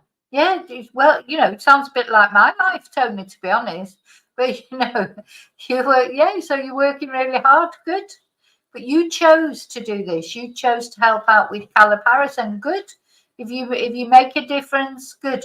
But you're not making a positive difference, because if anything, you coming into this case now and the way you've acted, it's turning people sort of off the whole thing, and in the end, people are going to be like, I don't care. We do care about Sebastian, but in the end, we're going to be not caring about Seth or any of that rubbish. We don't care about that. We just want Sebastian to be found. Whether it be gauging what the mood of the public is, whatever that is, and then I get all these videos I got to look through. We got people that are breaking down a video that somebody else did, and they're criticizing us, and they're making money off of Seth's son, and they're doing all this craziness. Look, those are true vulture calls. When they're sitting there and taking a conversation that Tony is having, which is an actual conversation, they're discussing it. It's not a podcast. And then they want to sit there and put it next to their little will of pay me money. Why, they're sitting there in their nice little chair online. I think he's talking about Cluminati here, reading between the lines, but it might not be. It might be talking about any, some of them do have very obvious pay me money things, but including Pascal, to be fair. With their little thing behind them, twirling her hair and pushing her glasses up while she's wanting everybody to buy a membership and consider to, That's not helping me find my son. So who gives you the right to? This is quite, it's not funny now. Sorry, it's just my black sense of humor, because it is quite funny, because he's whinging about this Cluminati or whoever woman is pushing her glasses up. I think it must be Cluminati. He's whinging about her, asking everyone to buy membership. And I feel like I should put my ticker on now. Just for, that's what I feel like doing, just out of spite. Because as he's moaning about this to Pascal, shortly it comes up that his chat is on members only and everyone's moaning about it. Oh dear, you couldn't make it up. You couldn't make this shit up. Sit there and criticize this man that's volunteering his time to help me find my son. Well, While you're sitting there making $1,000 off of a podcast and you haven't got out of your fucking chair. Well, and Seth, what Use my language. You're good. You're right. What I want to say is, Mm-hmm. you know, I'm easy to get a. Everything amicable? Did you guys part ways? Oh God, I just went back to the beginning now. Didn't mean to do that. Hang on. Now that was definitely a message from Tony there. He touched his face again. So they've come to some sort of agreement that when he touches his face, Seth should shut up. I've had joint custody this whole time. Yeah. All right, If I've came, it's on. Oh well. See, Page. Right now, I'm waiting on information to arrive. Once we have that back out, we're gonna try this. We're gonna try it again. You know, people that we're bringing in, hopefully we don't have people threatening them, following them around. You know, I've got a lot of good-hearted people that are spending their time looking for Sebastian, and some people just want to pull him apart, degrade him, and treat him like trash. That kind of gets on my nerves. I try to see the best in everybody, and when somebody's willing to help and do what they do, and then people want to threaten them, follow them around, make them feel unsafe in their own town, I take an issue with that. Take an issue when people don't do their job based off of, it's about principle. Should be able to be safe in your own hometown. mm-hmm. I appreciate that. I heard that. Tony, you have anything you want to say? Well, I think it's important to add that the people that are doing the bulk of the heavy lifting here are not making a penny. The people that are making money off this case Aren't doing anything. Mm-hmm. And we're not talking about you, brother, because you are our trusted YouTube guy. But Or T-Rev or Josh. yeah, I mean, we got some good guys out there, but the bulk of the people that are making money are not donating the money. They're not donating their time. They're not even offering positive support. They're causing problems. Some people play with the devil. Some people fight the devil. Well, who do you mean by the devil? No, I hear you. I hear you on that. I think a lot would change if there was more. Because I mean, obviously, we're still sitting on information. I just want to sitting on the fence here for a second. The information that we have is still minimal, right? There's not a whole lot of information out there. Now, I know that there's some things that you're playing, as they say, or holding, as they say, close to the vest, and that's on you. That's up to you, my brother. But at the same time, I know that because there's not a whole lot of information out there, it's going to split the room. Over time, the room will be split, right? I can understand that. But at the same point in time, it's my son. And the information that I'm not sharing, it's not information that the police have shared with me. It's information that I've come across myself that because I'm his father, I was able to actually get and request. There's things that I don't know how it happened. And I don't know why it happened. And I don't know where he is. And I don't I don't know a lot of these answers that people want answers for. I want the answers. If I knew half of the answers to the questions that I have going through my mind, I'm pretty sure I'd be a lot closer to finding my son. Instead, I wake up every day and it's like, well, let's see if we can find another little piece of this puzzle and put this jigsaw together. Right. No, I hear you on that. Real quick, anybody who put it in mod mode, can you please take it out of mod mode, or like not mod mode? I'm sorry, out of members mode. That'd be greatly appreciated. Okay.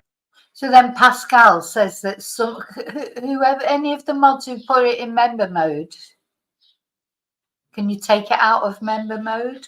So, but did the mods do it, or did Pascal do it? Makes you wonder. Okay, because you know, I know there's a lot of people that want to talk and have questions and stuff like that. I understand you can't control the chat mods, but at the same time, please release it if you can. No, don't release it. Don't listen to Pascal. I'm trying to change it, but I can't personally. It keeps glitching on me. So if anybody mods, please put it back. Put it back. I know it's a little bit chaotic, but yeah, that would be greatly appreciated. Sumner County is inside your chat. Thank you. I'm sure they are. I'm sure everybody's in this chat right now. Okay, with a lot of things that they want to say. So Kelsey, thank you so much. My daughter is also autistic. She used to take off, but within an hour she would call home. It's heartbreaking. I'm just wondering. You know, a lot of people were doing super chats. Obviously, they wanted to get their point over. Just seems fun, you know. With them, do you think they're sharing that money, or do you think Pascal's having that money, or what do you think? They look at their age, but they look. I think they look their age. I'm sorry, but they are still young emotionally and mentally. I'm sorry for what you are going through. Thank you so much. I'd like to respond to that. The whole thing with that is that policy needs to change. Policy needs to change. You know, people need to understand in the police department, the sheriff's office, you know, things need to change for an update. You know, my son loves to run. He's not an eloper, but he loves to run. If he were out there and running, he outruns his mama when they were doing laps. And he was in, you know, 6th grade outrunning her, and she was active duty military. Right. He loves to run. So, you know, when they turn around and say a 5-mile radius, average person can walk a mile, you know, in 40 minutes or so. And that's just do, like, you know, off to the corner store. If Sebastian was running. No, I know, Kelly, but I'm just because of what Seth said earlier when he was whinging about YouTube creators making money out of Sebastian. And you'll see there's quite a few come up. And also, you know, I don't know, it just feels a bit weird. I don't know. 5 miles ain't much. Mm-hmm. Yeah, and it's not just him. It's anybody that may be on the spectrum, may have a disability, a chromosomal deletion. I mean, there's a lot of things that can put somebody where they're not on the spectrum, but they have tendencies of somebody who is. Policies need to change. For parents shouldn't be going what I'm going through right now. Yeah, I understand. Yeah, because I am kind of curious about that. You know, if he was to run off and all that. And, you know, we've heard a million times that that's not his usual thing. It's not anything he's ever done. Right. And I know that there's been conversations about video game consoles and all that. And, you know, we should circle back on that, right? You know, because I know he was playing video games when he's with you. Could there have been a possibility of him having a conversation? Well, at least Pascal, you know, I have no problem with him. It just because of what Seth had said earlier, but at least Pascal is dealing it, you know, talking to them getting their answers and everything, because some of the ones that I've watched, honest to God, literally you just got somebody on there giggling away, laughing at everything for a start, or just like just saying rumors. Oh, well, of course, you know, Katie did this or Katie did that, or oh my God, I can't believe the neighbor said this or the neighbor said that, with absolutely no justification whatsoever, you know, no evidence whatsoever. That's what I can get on with these YouTube channels who do They're that. already giving me my stuff back. They're already giving your stuff back. Yeah, they went through all my stuff and gave it Okay. back, except for, of course, Sebastian's Switch and his Chromebook that his grandma gave him. Okay. Okay. That's interesting, isn't it? That he's got all the stuff back from the police, but not the Chromebook or the Switch, was it he called it?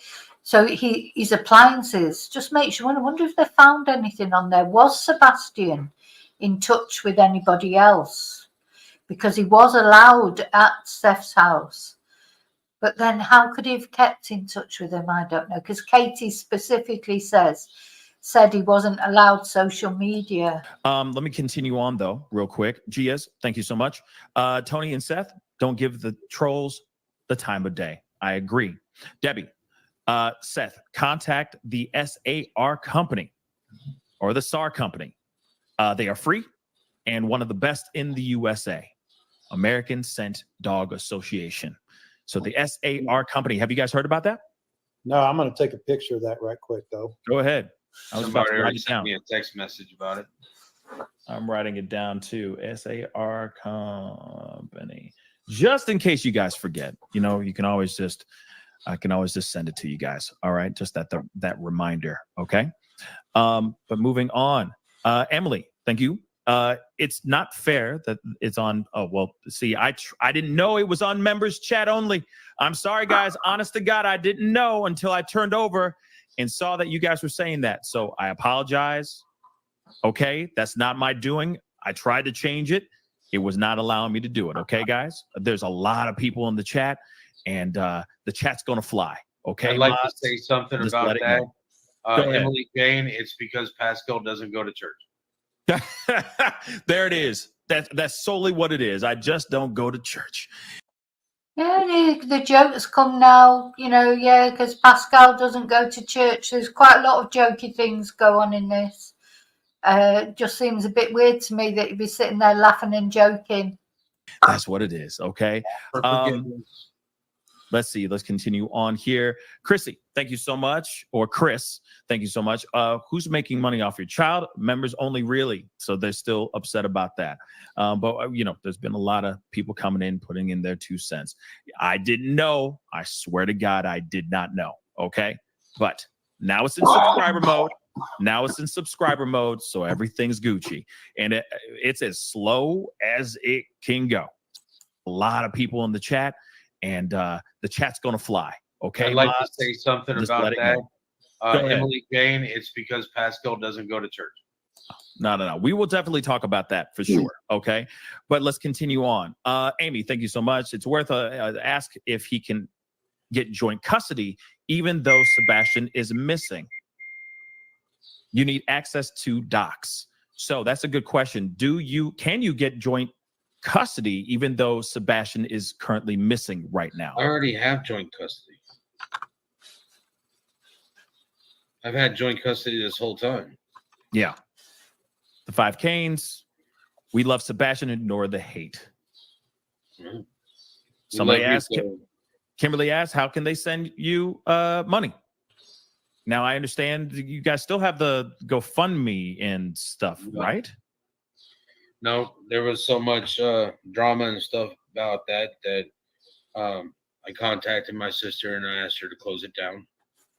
And my attorney is still dealing with issues with the bank about starting a trust, and the fact that in order to open up a trust account, you have to have a trust organization, which requires a CPA and a different type of attorney that I don't have. And then after I found out about the reward fund and everything, and the fact that it was just promissory notes, there was actually nothing in it. We don't really know who started it. So now I had to turn around and I have an attorney on it. Okay. Okay. And that's It's really way out of my league for understanding. So he has an attorney now on it. There's something weird going on with that GoFundMe. I just don't believe that he's just stopped taking donations for no reason whatsoever. And the other thing is the reward. Where is that? So it turned there was a reward, wasn't there, for $3,500. But what Seth is saying now, that it turned out was just all promissory notes. There was no actual money put forward. So he's cancelled that or something. Something funny going on with all this. Very, very strange. Standing banking terms and IRS and no. okay. Vols, Seth. So you mentioned the IRS there. That's the tax office, isn't it? There's something more to this. Definitely more to the GoFundMe. My thoughts and prayers are with you. I'm originally from Tennessee, and it breaks my heart to see all these disappearances. I agree. There's over 400 children every year go missing out of Middle Tennessee. And we need to do something about protecting our children. Absolutely. I agree. Deanna, thank you so much. Seth, I'm so happy to see the new team working with you. Keep the faith. I second that emotion, right? I know some people don't like change. Say that again.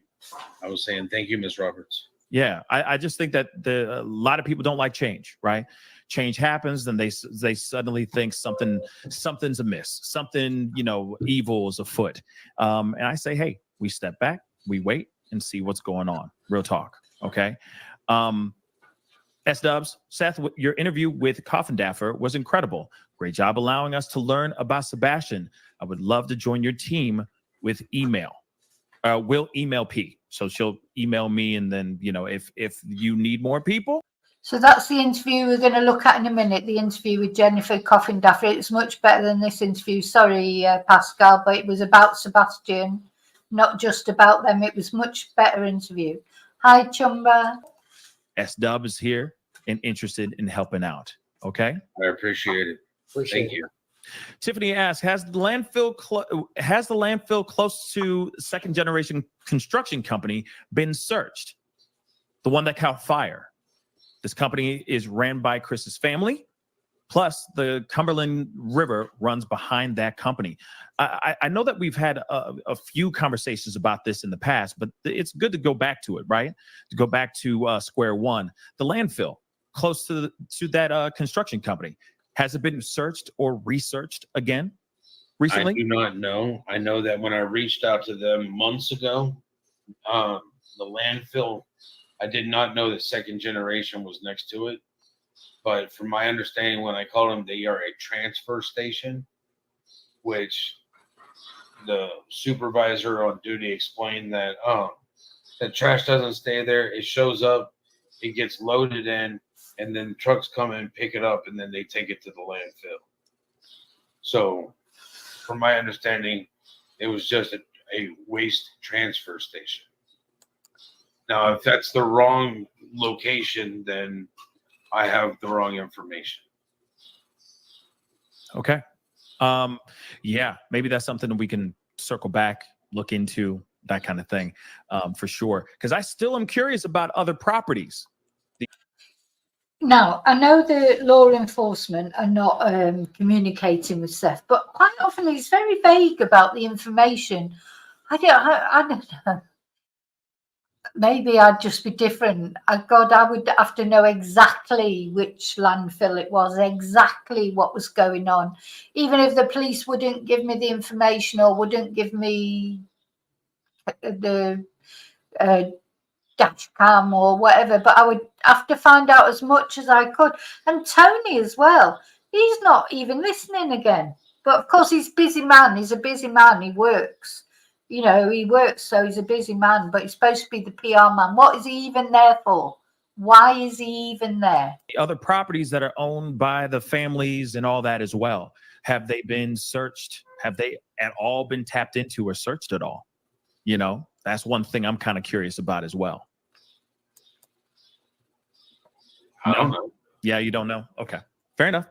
Fair enough.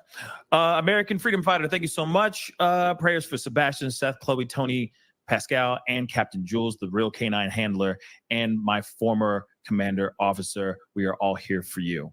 Yeah, thank you. I know that there's been some stuff Thank about you for my privileges. Say that again. I'm sorry. Said thank you for my privileges. Your service is your own, but my privilege to tell people to F off is mine.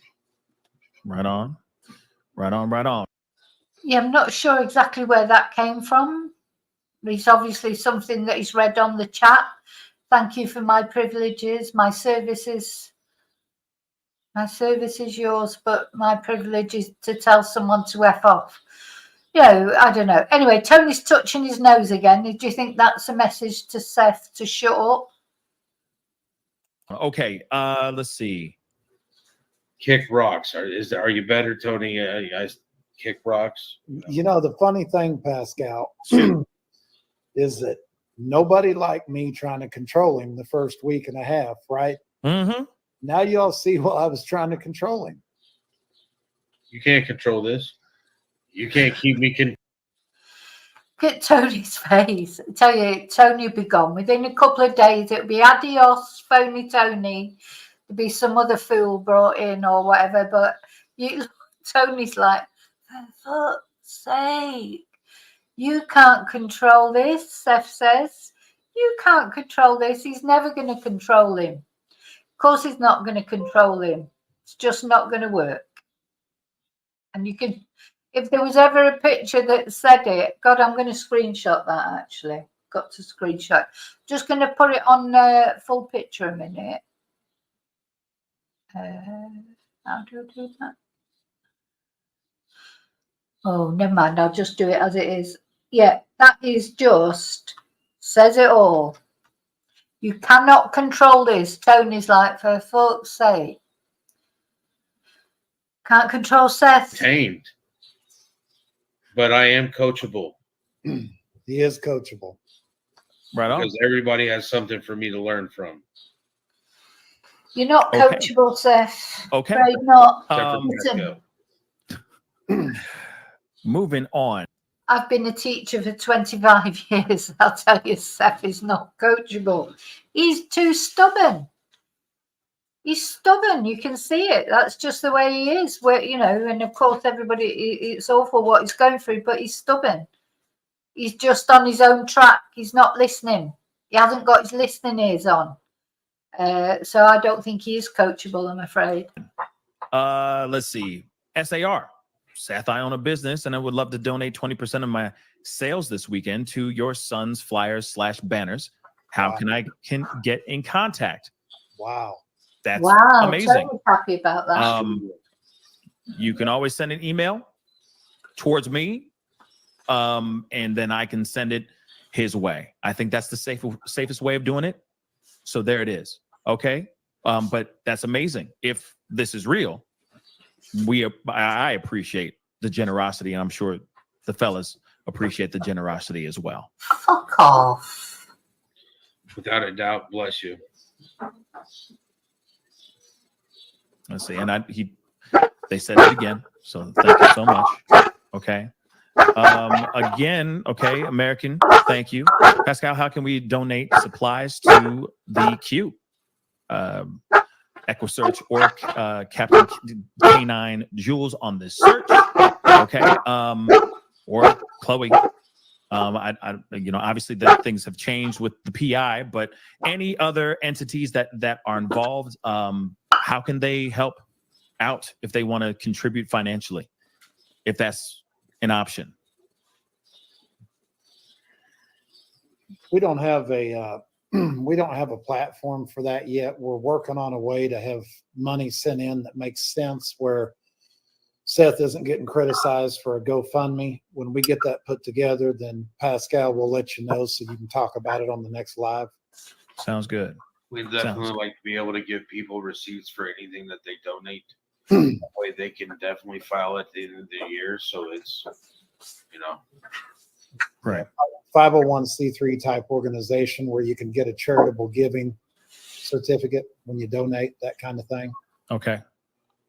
Because I know that there was theories in the past of like, people trying to, stealing money or taking money, all that kind of stuff. This rumors, ridiculous stuff like that. I bought a castle in Tennessee. Oh, you bought a castle in Tennessee? I'd love to see that. Okay. I'd like to too. Right. Lori, thank you so much. Please tell us if there's a main reason that CP is so fast to speak instead of KP, and why don't he talk to you? Yeah. Whatever. Any thoughts on that, Seth? I don't even think about it anymore. I mean, Yeah. to me, that's slowing down my forward momentum of trying to find my son. Mm-hmm. I mean, get on board to help find Sebastian, or do whatever you're going to do. But getting in my way of finding my son, no. Okay. I got a couple more. So Tony said they're looking at another way of raising money. Why didn't they just stick with the GoFundMe? There's more to that GoFundMe. When he mentioned the IRS and whatever, there's something weird going on there. But anyway, I just wanted to, a few of you say no, you might not trust Tony further than you could throw him. I just wanted to show you this picture of him you might have seen or not. There you go. Great big gun. Oh. Now, I know I shouldn't laugh because most Americans, or a lot of Americans, have got guns. But I think if you're American out there watching this, I'm sorry, but for people who are not American, it's really weird to see someone with a great big gun like that. Well, there you go. There's Tony. That's his Plenty of Fish profile picture. Oh, it's a joke. It's a joke. Sorry, Tony. Is Tony's Plenty of Fish profile picture? Ah, dear me. Dear me. Sorry. Sorry. It's just my dark sense of humor. Sorry. I understand that you guys have to, we're going to have to wrap up here fairly soon. So I'm not going to be able to get to everybody's super chats. There's a lot of them, guys. There's a lot. Okay, so I'm trying to get to as many as I can, as quickly as I can. Okay, Tired as a Mother says, Seth, Tony, Pascal, you have tons of supporters. Let's see, Servant of God. I am an Asperger's. Okay. That's new to me. Thank you so much for that clarification. And ran away from home a few times as a child. I didn't realize the pain I put my family through praying for Sebastian and Seth. Now, I'm curious about with Servant of God, when she went and ran away the few times as a child, I'm wondering how long she went for, right? When she ran away, was it just for a few hours and then you came back home a few hours later? Was it days? Was it weeks? I'd love to know a little bit more about that too. But thank you so much for letting us know about that information. Caged, or Cage, is the canine dogs going back to search and send people who can protect the handler and the dogs? Yeah, there's a whole thing about the dogs situation. I am not completely up to date on that, but maybe you guys can give us a quick breakdown of what the heck is going on with the canine. Yeah, there's been a load of kerfuffle all over YouTube about the dog handlers. I haven't even gone into that. It's just, there's enough crap as it is. I don't want to go into that as well. But there's been a load of, I don't know, load of bloody rubbish about that going on as well. Nothing to do with Sebastian again. Dog handlers and all of that stuff. They're keeping that pretty much close to the chest. What are they holding close to the chest? What is that? It would be a leash. Wait, say that again. What? A leash. What about a leash? I'm confused. Do you mind expanding on that a little bit, Seth? They're canine handlers. Right. But what's the problem? What's going on? You see what I'm saying? I have no idea. I've heard that there's been a bunch of stuff on social media, but he has no idea. This is to do with his son's case, but he has no idea. I'm not on social media following it. Okay. And I haven't been informed of any issues. Gotcha. Tony, do you know anything about this?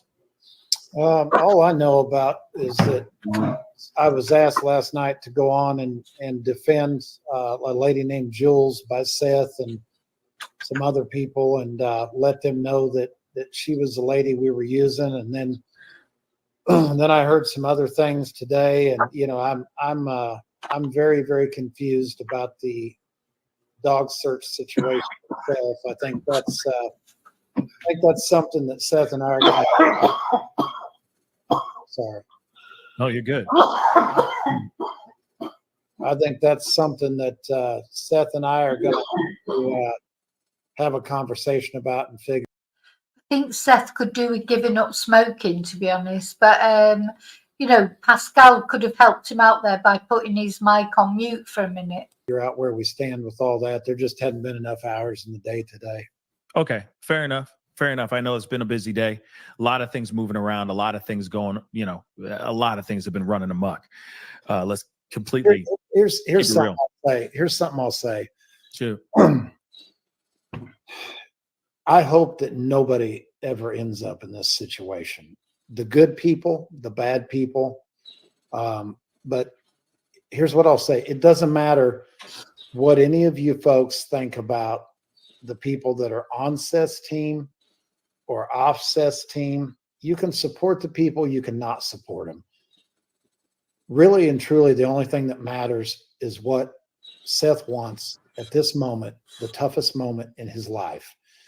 It's who he wants around him that we need to get behind. Who he doesn't want around him, we need to get behind. It's not for us to criticize people. It's not for us to continue to fire shots because you might like somebody he got rid of. It's okay to support people. And there's been good people. Oh, the way he talks like this is preaching. The thing is that you're the people that are giving people something to talk about. If you weren't here doing this interview, nobody would be on the chat slagging off anybody. There would be no chat you're doing this. You're engendering this. Nobody else is. You're the one doing the interview, and Pascal is the one allowing the chat. Either turn the chat off if you don't want. You cannot ask for the public to help and then just what's the word? Just select the bits of the comments that you want and not. If you're either going to make it public or not. If you make it public, you're going to get some horrible comments. There's a choice. Pascal could turn off the chat. You could have done this as an interview on Zoom with no chat, and then Pascal could have released it later. Didn't have to be like this, but you're doing it this way because that's the way you get your, the money coming. Well, for Pascal, that's the way he gets his money coming in. It's this choices. This is not an obligation. What you're doing. You're not being forced to do this. You're choosing to do this, and you have to take. When you choose to do this, then you have to take the good with the bad. And the other thing that they've done, and I was looking at what DMV said, it's true. They were saying, because all they did, if you missed it, DMV, what Seth said, he's got all this information from the Child Protection Services. And Pascal was trying to ask about what it was. Does it mean there's been more than the belt incident? And Seth said, but I'm not going to talk about it. I've got all this information, handful of documents.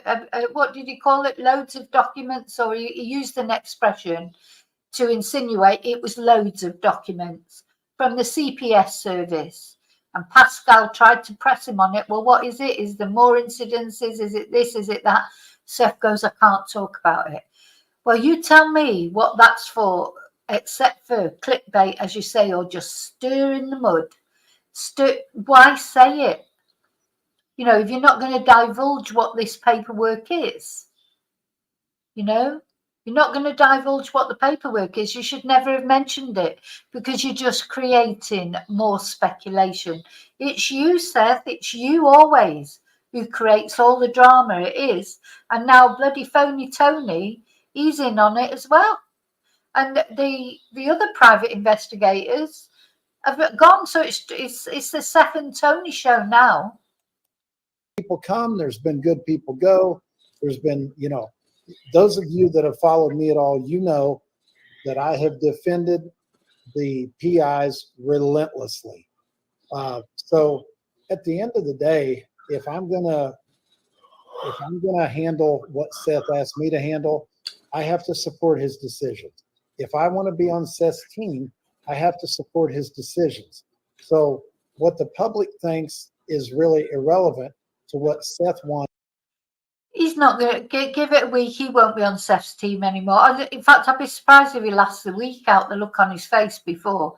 Seth is a loose cannon. Seth just does what he wants to do.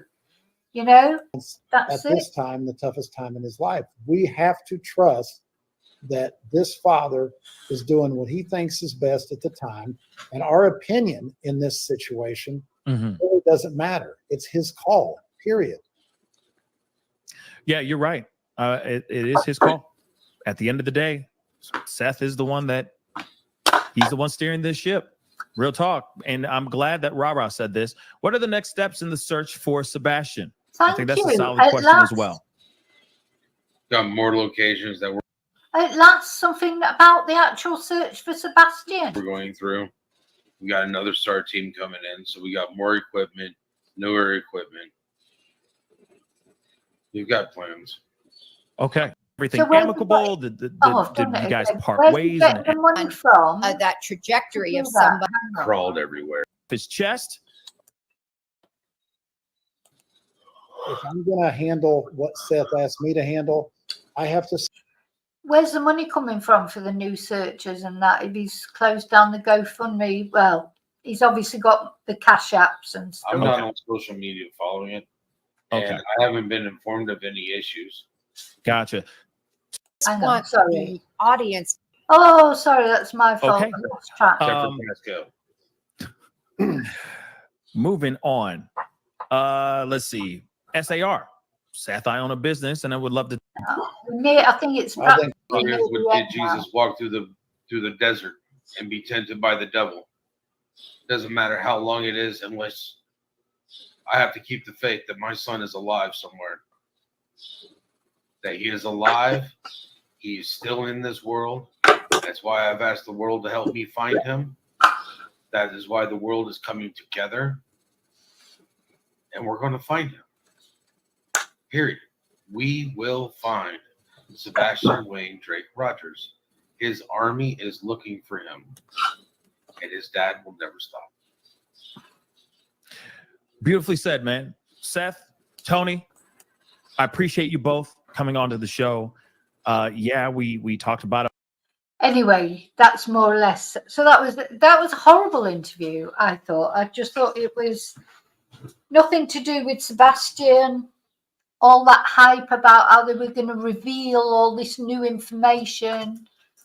And then Seth revealed nothing except, apparently he's got all this paperwork, but he's not going to talk about it. So he's just cast aspersions again on the Proudfoots, which may be true. Maybe there's a truth behind it, but don't say it if there's no evidence. So now we're going to watch a much nicer, well, I thought it was a much nicer interview that was actually this interview with Jennifer Coffindaffer, who used to work for the FBI. It looks like this interview was done earlier in the day. Looks like a late night one, whereas Jennifer's looked like it was recorded. And yet, no cash apps, no, join, be a Patreon, no bloody super chats, this, that, and the other. No drama, just talking about Sebastian. I thought it was a lovely interview, but you can see the difference with like a woman's touch. She's asking different questions. But having said that, it's not only, but a woman who was in the FBI, so she knows a little bit something, a little bit about interviewing people, I would imagine. So let me just get to the right point. Great time for me because the weight of everything was pushing on my shoulders. I have to keep the faith that my son is alive somewhere. Sorry, I'm just trying. And I should say refocus on is Sebasian Rogers, the young 15-year-old boy who's been missing now for I'm going to imagine. Can you tell me, I know you've made some changes, and can you tell me kind of the new refocus, the rejuvenation of your efforts and what that's entailing? As for focus for me has always been on Sebastian. Finding new tips, getting new information in, getting to new search areas. Have some issues with particular people. You're not going to work with me, then you need to go. I've had Tony here, showed up. Great time for me because the weight of everything was pushing on my shoulders. You know, searching and then coming home and doing podcasts and trying to keep my son's name out there. So I really appreciate Tony stepping on board when I asked him to. It's just more information, more ground to cover and search. It's the same thing. So Seth, you're continuing the ground searches with a group of people. How many on a daily basis? And I know you necessarily aren't out there with them every day, but what does that group look like? What areas are they focused on? And what's the day like? Not giving you information on where we're searching. I have to keep certain things close to the vest. The reason we took our searches private to begin with was because of people following around my volunteers, threatening them. Their safety is important to me. And I'm not going to let somebody else get hurt or injured looking for my kid. You know, I want to find him, but not at the cost of other people's lives. I see. And when you talk about, and we all heard about that in social media, right? Different threats and things like that coming in. What did you make of that? Bunch of cowards. People want to threaten. Most of Sebastian's army is a good 90% females, because normally moms are the ones that are protecting their kids at home, or when they're at home, they're responsible for their children. Dads, you know, go to work, make money, make sure, you know, standard nuclear role. And when it comes down to Sebastian's army, 90% of them are all ladies. Do you know, I can't believe he said that. Standard nuclear role, when later on he admits if Katie was in the Navy and he was the stay-at-home dad. I think, you know, Seth's been... Oh, anyway, don't get me even started on his attitude. My job is to protect. Oh, and just to let you know, whatever that dinging is, that's not me on my recording thing. So somebody has, you know, their messages are coming through and they've got them on so loud. I just don't agree with that. I mean, I know they need to look at messages just in case it's something important, but it doesn't have to be so loud. People. That's my profession. My job as a dad is to protect my son, and I'm not perfect. Personally, every day I feel like I failed because I can't find him, and it sucks. There's no words to put on it, but I gotta find him. I gotta try to make it up. I mean, if I had known the information that I knew a week after he went missing, things would have been different, and I wouldn't be in my kitchen having an interview with you. I'd probably be in my kitchen making dinner for me and my son, or teaching him how to do it again. Oh, he's such a perfect parent, isn't he? Do you know? So if only he would have known things that he knows now, everything would have been different. You know, as if Gosh, never mind. So let's talk a little bit about that, because I think a lot of people have focused in on the search, which is fine. I just love to hear you say Sebastian's Army, because I can kind of see these housewives, these homemakers, these individuals who have the time, and more than just the time, they have the heart and the soul to want to invest in and try to do everything they can to locate your son. So I think now I kind of can envision this. Do you think I summed it up pretty much? Right, okay. What it's like? Doing It the is, video at the moment. If I could take your, is this The your, old saying, you have a nothing like WhatsApp? the wrath of a woman scorned. And yeah, is this the number? Will we most be able people to wouldn't want contact to you mess on with there? somebody's child because you don't want to deal with mama. And that's pretty much how it is. There's thousands, probably even millions of people. There's people in different countries, South America, Africa, Okay, what did you say Australia, name was, sorry? Europe, Ireland, France, Spain. Everybody, I've asked the world to help me try to find my son, and the world is answering. I appreciate it. I'm so glad you point that out, Seth, because so many people ask me, what can I do? What can I do to help find Sebastian? And it in a way, everyone can do something.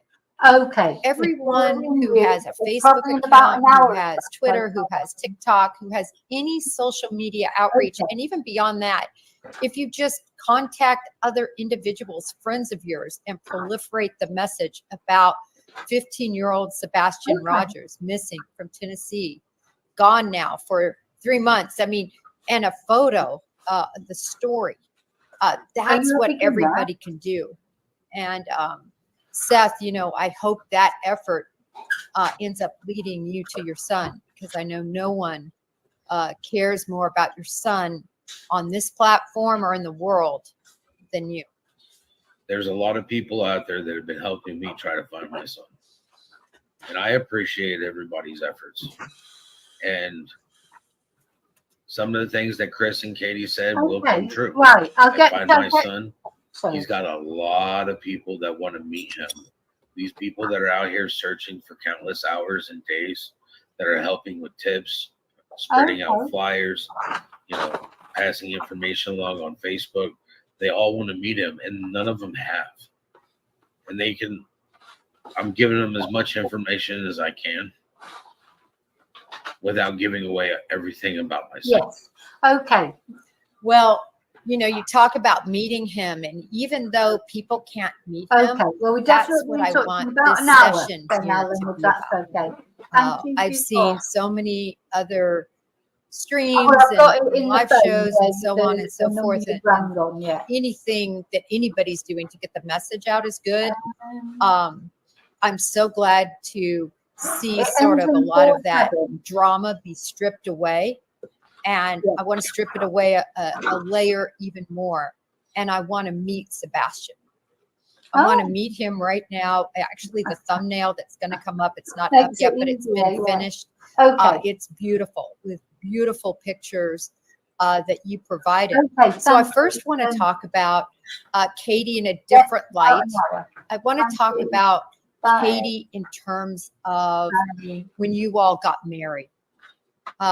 I just want the audience to understand there was a time when things were good. There was a time when you wanted to join in matrimony. Sorry about that. I heard somebody ringing about Spanish classes. Okay. And have a family. So can you bring us back sort of to that day when it happened and so on, and just bring us up We until got the time? married the day after my birthday. We got married June 21st, 2008. It was a very hot summer day. I remember our vehicle didn't have air conditioning. You'll hear when he's telling about, it's all about him, but he gets quite upset, and I'm 100% certain that Seth is still in love with Katie, and even more so. I've always thought it, but even more so after this. I didn't get to spend the night at my house, so I was over sleeping on a couch at a friend's house because can't be in the house with the bride the night before the wedding. Kind of take with her. So yeah,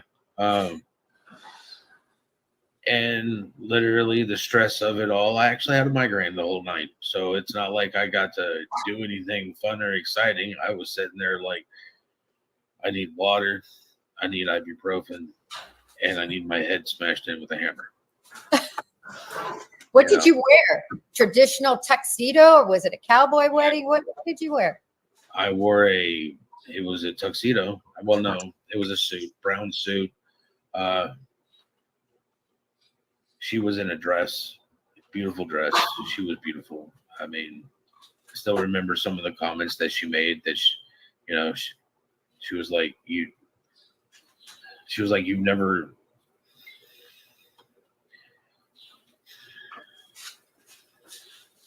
Big breath.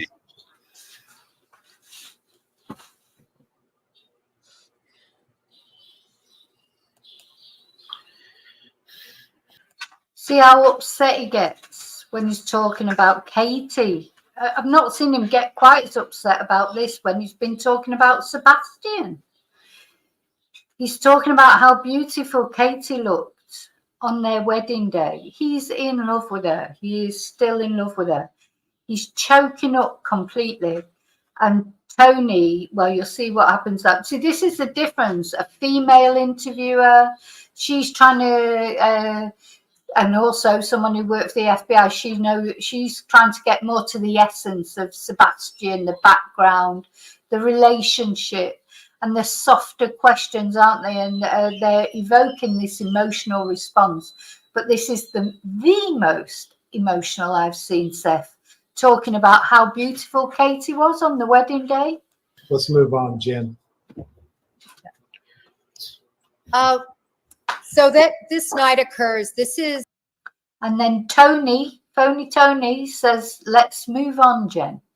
You love her. She loves you. So we go through, we end up getting married, walk down the aisle. My dad actually is the one that walked her down the aisle. Afterwards, we had a little country boil at the back of my parents' house. Sat there. There are pictures in my wedding album that I still have where I'm walking around with a huge bottle of champagne. And that's what I was drinking on all night while other people were drinking beer. I'm carrying a bottle of champagne around. And my mom and dad got us a hotel room and everything. And we got there. There was some expensive cheese and grapes and stuff like that. And she started watching TV, and I was like, I'm drunk. I'm going to bed. And I don't think she ever really forgave me for it or let me forget it either. But, that was years ago. I mean, and it was shortly after that my family got bigger. Tell me about that moment, the moment when Katie told you we're going to have a baby. She told me, and she told me pretty much on my mom's birthday, on April 15th. She was like, hey, I'm pregnant. And I was like, oh, I'm going to be a horrible dad. I mean, just it's something I've never been.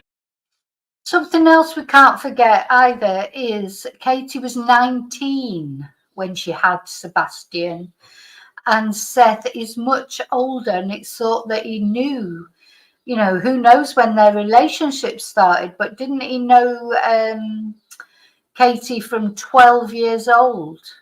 This is a bit icky for me as well, because age differences, as you get older, they don't matter, but it does matter. When someone's 19 or 12, it does matter. But they don't matter as people get older.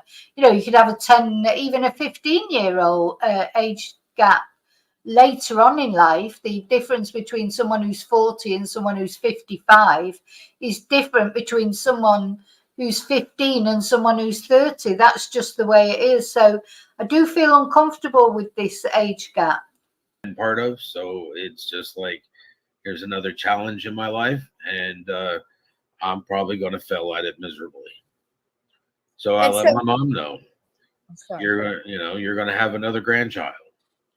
And from there, it, came along. December came around, and my son didn't want to come out. My son was, I want to say 5 days late. He literally held on so that he could be born on my dad's birthday. So it not only was that, but it was also Pearl Harbor Day. And it was just, I remember him coming, being in the hospital, dealing with all the complications, because it was a complicated pregnancy for her. She had a lot of difficulties. Midwife wasn't that best, so. How was the pregnancy difficult? It was her first pregnancy that went all the way. She probably doesn't want me discussing certain things, but woman things that Yeah, don't talk about Katie's private bloody, Seth. Come on, Tony, sort him out. I just hope he's not going to talk about her private womanly things. That would not be a good idea. it's I do remember at one point in time she was like, I'm going to have a natural birth, and after having contractions for days on end, and the nurse going, well, you're not ready to deliver the baby. And it's like my mom having to sit there and be like, these are not Braxton Hicks. These are actual contractions, and she's been having them for days. And finally, they turned around and gave her something so she would dilate, because she was not dilating. Oh, what? And then the epidural. Look, no offense, but how many men know all these details? How many men know all these details about people's pregnancies? They don't normally take so much notice anyway. Tony, shut him up, please. For once, I want you to shut him up. So there was that, and then my son was here. And were you in the room when he was born? I sure was. That's great. And what was it like when you first held him? How much did he weigh? Was he teeny? He's still tiny to me. It was. Well, no offense, Seth, but you are a big guy, so he didn't look. He's not tiny. The weight, the physical weight compared to the weight that was now on my shoulders as being a dad, two different things. Now I'm responsible for another life. I need to make sure that this life grows up and that he's taken care of. I do remember them taking him away, and it's like, where are you taking my kid? Well, we got to go clean him up and everything. And, as soon as they got him all cleaned up and they went to go change put his diaper on and everything, he peed all over the nurse. I was just like, okay, he's mine.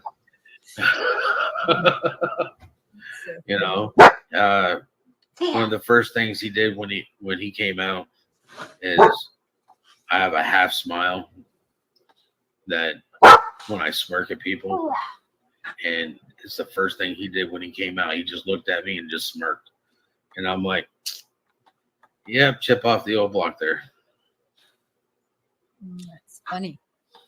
Do you remember the first words he spoke? I remember the first word he spoke. Yeah. What was it? Not a word that should be issued. Oh, he said a cuss word? Of course. Oh my God, that's hilarious. Well, it's not really hilarious, is it? Because why was his first word a cuss word? I think my son's first word was mama, or mummy or something like that. Yeah, DMV, you're right. Seth has got a diploma in saying the wrong thing. And the thing is, Tony's trying to rein him in, but he's never going to be able to, he's just not going to be able to rein him in. Steph, I don't know why he even bothers with a PR person, because he don't take any notice of them anyway. He hasn't even got his collared shirt on today. All Yeah. right. Second word was dad. Third word was bottle. But you know, Oh, no mama. No mama. So first word was a cuss word. Second word was dad. Third word was bottle. So he's not mentioned mummy in there at all. Not mentioned mummy in there at all. That's funny. What about walking? Was he a quick walker or? he was a quick crawler. He crawled everywhere. He was delayed in the walking. A lot of the pictures I have when he was an infant, most infants sleep for 16 to 18 hours a day. Not Sebastian. Sebastian was awake for 16 to 18 plus hours a day. Like when he fell asleep, it's because he ran out of energy. Like the batteries died as he was crawling across the floor. That was the first thing that led me to think that maybe something was special about my son. So that started the trips into the hospital. For the first 6 to 8 months of his life, we were in and out of the hospitals all the time. He was sick. Couldn't do much to keep him not from being sick. But after about 8 months, he stopped being sick. His immune system finally took over, and hardy little boy. So basically you're talking just colds and coughs and just could never feel like he was healthy. The flu, pneumonia. And if he got sick, I ended up getting sick. I mean, It's all about him again. If he got sick, I got sick. Oh yeah, and you'd have to be sicker than him. And poor Katie probably had to look after both of you, because you'd be in bed with the man flu. Sebastian would be ill, and Katie probably running around trying to cope with all of it. Everything comes back to Seth, doesn't it? Everything.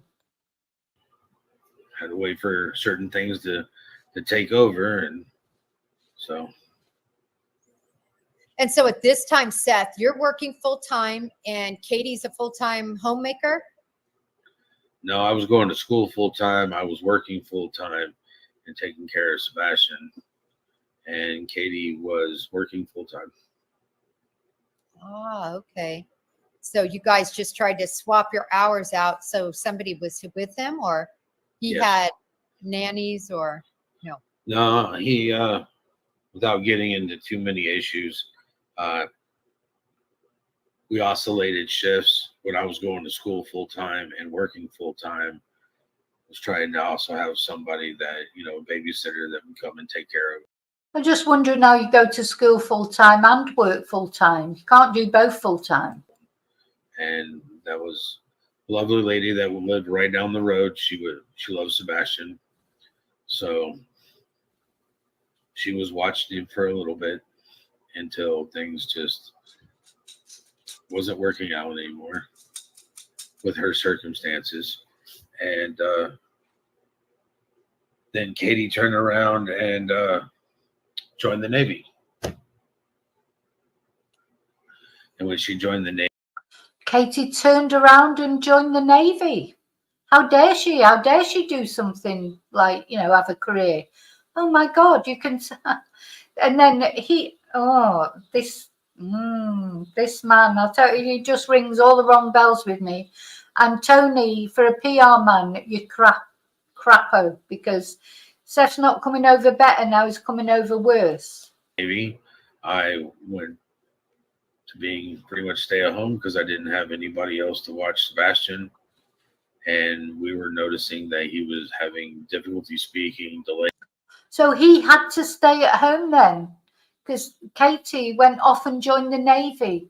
So he had to stay at home. Poor Seth. In speech, motor, what is it, gross motor skills, fine motor skills. There's a lot of stuff that things had to be changed. We kind of knew he was special. He wasn't going to be a normal child. So things had to change. Yeah. Being a parent for the first time, you really don't know what to expect. And then when you find out that your child needs certain things, you just got to do it. You know, you make sacrifices. And she joined the Navy to make sure that he had insurance and stuff like that that would cover the issues. And I became a stay-at-home parent. So you were Exactly, there it is. So she's joined the Navy, then they've got insurance, because of course in America you've got to pay for everything yourself, haven't you, unless you've got insurance. So, you know, in the UK and in Spain there's a lot of help, you know, free help under the healthcare systems in our countries. I don't know about Australia. I don't know what it's like in Australia. Do you have like a national health service there, or is it like the American model? So in America, if you haven't got insurance, paying for it all yourself. So yes, Katie joined the Navy, and that way you got your insurances and everything. So know that if Seth is just so reluctant to say anything positive about Katie, you'd think she was never there. You think she was never a mother, that she didn't give birth to this boy. Do you know, honest to God, it's like when he comes on and talks, it's like Katie's invisible. You know, just stop it, Seth, because I've just, whatever sympathy I did have for you is gone. You know, I just don't like it. And all the hate for Katie and Chris, do you know what? I don't know what happened there. Maybe it's justified, but until I know that, I'm not going to feel that hate. Got no reason to feel it. You're very close then. I mean, when you're the stay-at-home parent, you are 24/7. After that, did his sleep improve once his health improved, or is he like me, an insomniac, just up all the time? He's still in this, you know, his sleep improved once his health improved, but boy, don't sleep 8 hours a day. You know, he could be awake for 14, 16 hours a day and be like, there's times that he's come over here for like a week on like spring break or whatnot. And he's like, Dad, I'm not tired. And I'm like, well, you don't have school tomorrow. If you want to stay up and watch TV and play toys and all that sort of stuff, have at it. But just remember, tomorrow we got stuff to do and you're going to have to get up and do it. Yeah, the next day he realizes why he should go to sleep. Day late, dollar short. And I see these pictures of him that you've been kind enough to show, and he has this big blonde head of hair. Was he blonde for a long time? He still actually has his blonde hair. I had blonde hair when I was a kid. Straight again, I had blonde hair when I was a kid. Everything is about, you know, he brings everything round to him. I was what they call a towhead. Oh. And so was he. He pretty much, but now it's starting to get brown and darker brown. And by the next couple of years, his hair will probably be as dark as mine.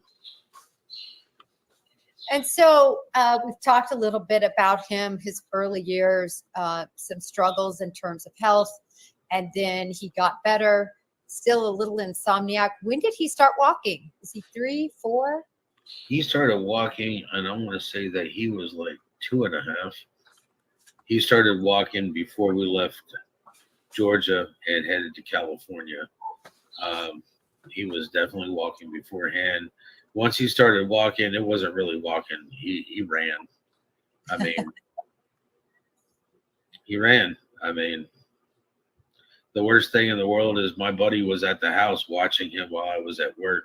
And I got the text message that he took his first steps. I was heated. I was like, I missed the best part of, you know, the first thing. You know, I wanted to be there when he took his first steps when I was at work. So it sucks. But as soon as I got home, he was running by then.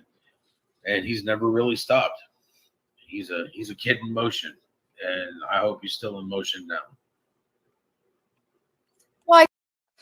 Yeah, that's interesting. A kid in motion, and then I think somebody mentioned on the chat there about one of their children who's autistic and they do run off, or got ADHD and they do run off. But Katie said he wasn't a runner either, that he didn't run off. But then it transpired that he had been out hiding in places. So is that what he did? Did he run off and hide and something happened? I think that speaks a lot, though, for his resilience and to show the kind of, person he is. He was a night owl, right? He was a night owl. He was a day owl. He didn't require a lot of sleep. And I think that might lend itself for somebody who could have left and who could still possibly be on the move. I mean, I think we all have to keep hope because we have absolutely no evidence right now that he isn't here. We have no evidence that he's not here, and we have no evidence that he is here. I do still know that he's right here, and he's always on here. And so, Seth, tell me now, once he started school, did he start kindergarten at 5, or did you have him go later? How did all that work once it was time for school? He started, we were in Georgia when he was supposed to start, and they were giving us too many issues. So Katie was in Chicago at boot camp, and I actually moved back home, and I got him enrolled in school for half the day, and I had him enrolled in an educational center for another half. And we weren't there very long, but it was enough that everything that I've been working with him on between the school and the educational center, that everything just kind of meshed in, and it was great. And then we moved to California, and needless to say, their education system is not that great in California. But why does he say, needless to say, their education system is not that great in California? Why is that? I didn't know that. Anybody American who's on the replay or watching on replay or in chat or watching at home, is that true? Education system not very good in California? Why did he move to California? With the best will in the world, are we supposed to believe that Katie did not try and help him at school and this, that, and the other? I don't know. It's like Seth's this magical parent who was doing all this. I thought you only saw him every couple of months. For the first year, where his date of birth was, they wouldn't let him join to go to school. And then when they did finally let him go, the first year, when I looked back on it, like a year later, at all of his art projects, they were the letter S. Quite literally, they took a year to teach my son, quote unquote, the letter S. My son knew the alphabet. He knew, we were working. The time that he spent going to school and going to the educational center, it meshed. It got everything going. They used animal therapy and everything else to get him comfortable in what he was doing, and it worked. And then when we moved to California, they just don't really have a good understanding of children learn faster when they're younger than when they get older. And that inhibited a lot of growth for him. Seth knows it all, doesn't he? He knows all about education. He knows all about it. He knows what should have been done. He would have done it all differently, everything. And so when he was in these classes, did you enroll him in special education classes, or was he able to assimilate in regular education? Simulate in regular education. And at this point, you are still Mr. Mom handling all the duties, or was Katie out of the Navy by then? No, Katie didn't get out of the Navy until Thank you so much. Oh, my after our copybook divorce. worked. I see. Thank you so much. Robin. Full-time mom for, or I should say dad, full-time daddy for how many years then? At what point, what age was Sebastian when you all separated and divorced? We separated. She filed, and divorce was finalized in 2019. Now I had already started work. I had started back at work during. The Navy has what they call respite care, which is them basically sending somebody that's qualified for your autistic child or your disabled child that is qualified to actually watch him, and you're allowed a certain number of hours. And I was back to work. I was working part-time doing what I do, and then when Katie was not deployed, I was pulling night shifts whenever I could while she was at home. And just trying to get back into the workforce before. Where you got too old? Never too old.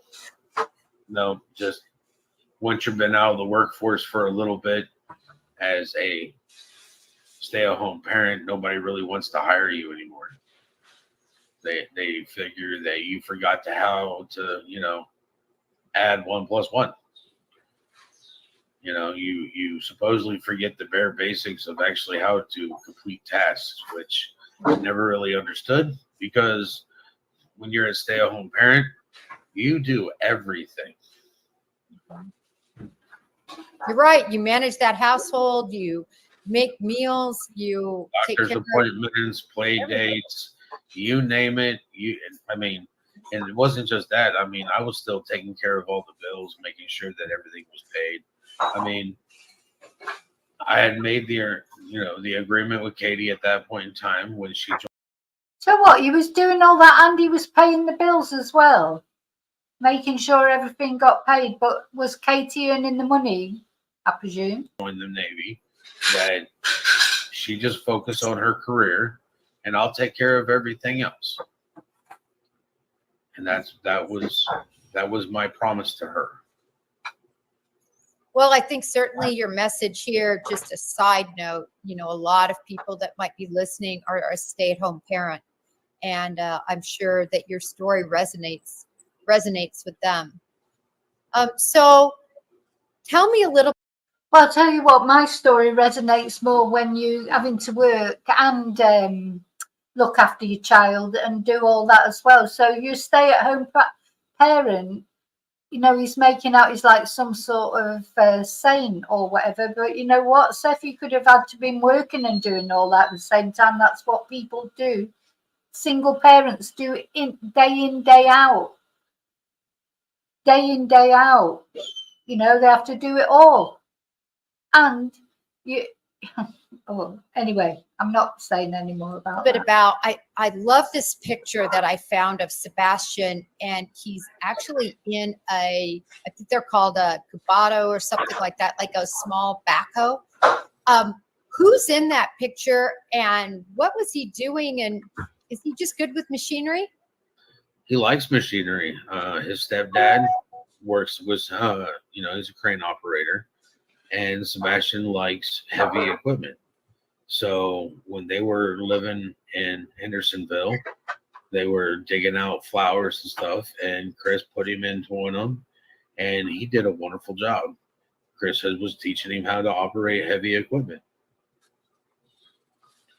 And they sent me a video of it because I know what picture you're speaking of. And Chris literally turned around and was like, he did a great job. Katie was like, and he didn't damage anything, so it was even better, But Sebastian's always liked to learn new things that interest him. If it doesn't interest him, pulling teeth from a gator. If it interests him, then he's right down the gator's mouth. He's never been one to skirt at learning Now, if that's, I don't know if it was a good idea for Chris to teach him how to use heavy equipment, is it really? I mean, probably not a good idea, but yeah, Notion mentioned earlier, maybe he'd gone to the building site if he was, but probably not in the middle of the night, would he? Would he go to the building site? I don't know, but oh God, yeah, we should. It's Seth. He can do anything. He had a full-time job. He went to school full-time. He looked after Sebastian later on. He paid all the bills. And Katie just went off into the Navy. That's all she did. She didn't do any more than that. Oh, God. Unbelievable, this guy. Something new. As long as, again, and with most people, it has to be enjoyable for them, or that you got to want to learn it. Otherwise, there's no will. Where there's a will, there's a way. And Sebastian is definitely one of those that will trudge the way. And so what are Sebastian's sort of top interests? He likes to do that. In other words, things he really enjoys doing. Besides playing video games? Yeah. I do know that he likes to cook. I know that he does enjoy, he really likes his Legos. He loves building things. He's got several containers of Legos. He likes to do that sort of stuff. He loves to build. He likes to cook. He likes playing video games. He did like doing the heavy equipment. We would go fishing, and touching the fish is kind of icky at times for him. But that goes back to the fact that he doesn't like to have his fingers dirty. He doesn't like his hands dirty. But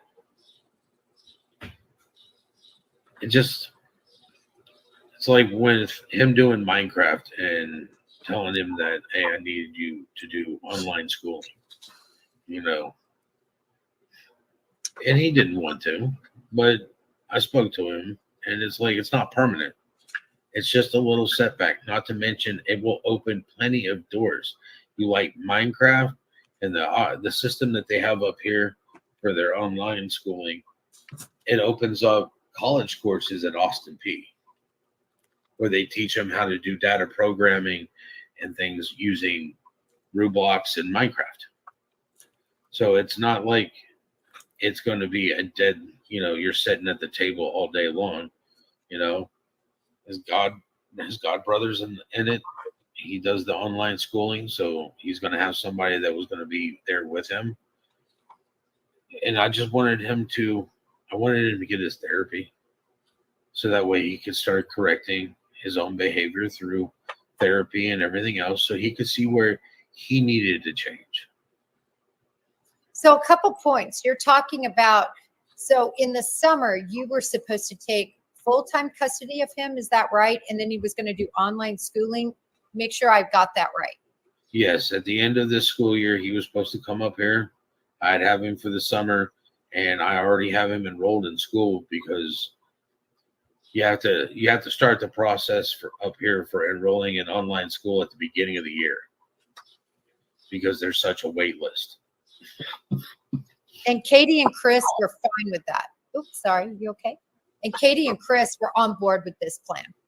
Yes.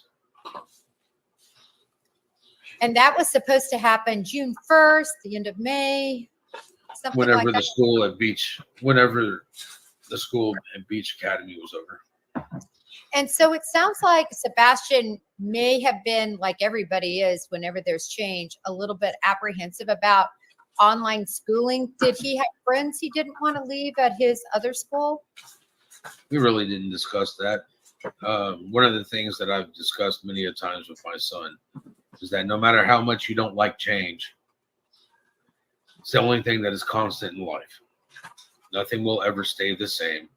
You have to be able to adjust. And autistic children don't adjust well. It takes a lot of reinforcement, communication-wise, and get them to see the brighter side of what's going to happen. Normally, once something starts happening that's different from his routine, it takes a minute to adjust. But as soon as he adjusts, because he does, then it's just same old thing. And he becomes adjusted to it and he excels. You have to have the right type of foundation. What was his best subject? Was there any subject that was easy for him? A couple years ago, I'd have told you math. This year, he pretty much was done with math. Numbers were his favorite subject for the last, I want to say, 2 or 3 years in California before he came up here. I think, in my opinion, he liked it, but I think it's just try teaching me math in school nowadays, and I'm going to look at you like I don't know what you're talking about. I know how to do add, subtract, multiply, fractions, so on and so. Some of these things that they're teaching our kids now just does not make sense to me. But I'm not a rocket scientist, so I don't have to worry about that. And so you mentioned that you were really looking forward to him being able to go to his therapy to sort of help correct some of the things that were going on that were of concern. What were his top concern issues, if you will? Inappropriate discussion and inappropriate behavior. Having the wrong type of discussion, like certain things you don't discuss at the dinner table. Religion, politics, those things that your parents always told you we never discuss at the table. Having inappropriate conversations with people at school. If you want to have a conversation like that, then ask to go speak to your therapist. Ask to speak to, don't have them with the child next to you because they don't know where you're coming from.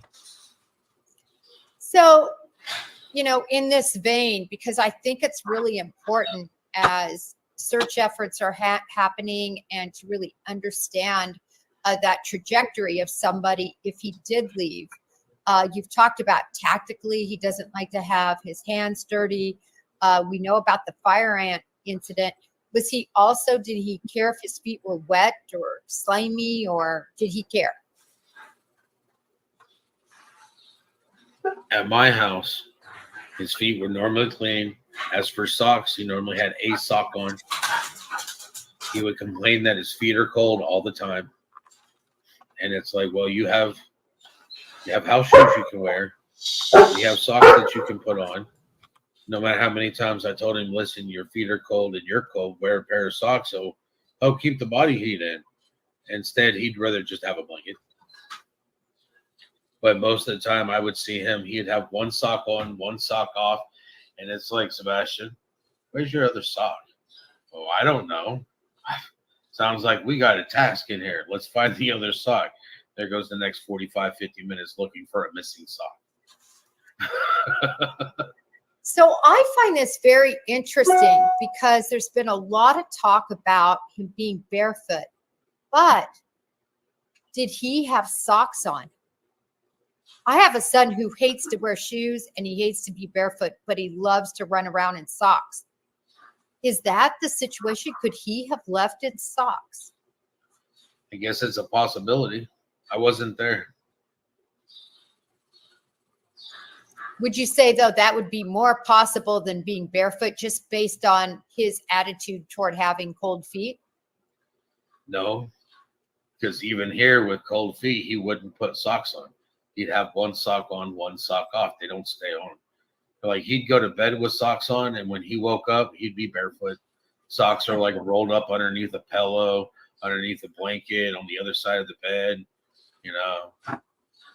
On an average, he would leave, and I would pull his bed out, and I'd find, 4.5 socks on the other side of the bed, between the bed and the wall.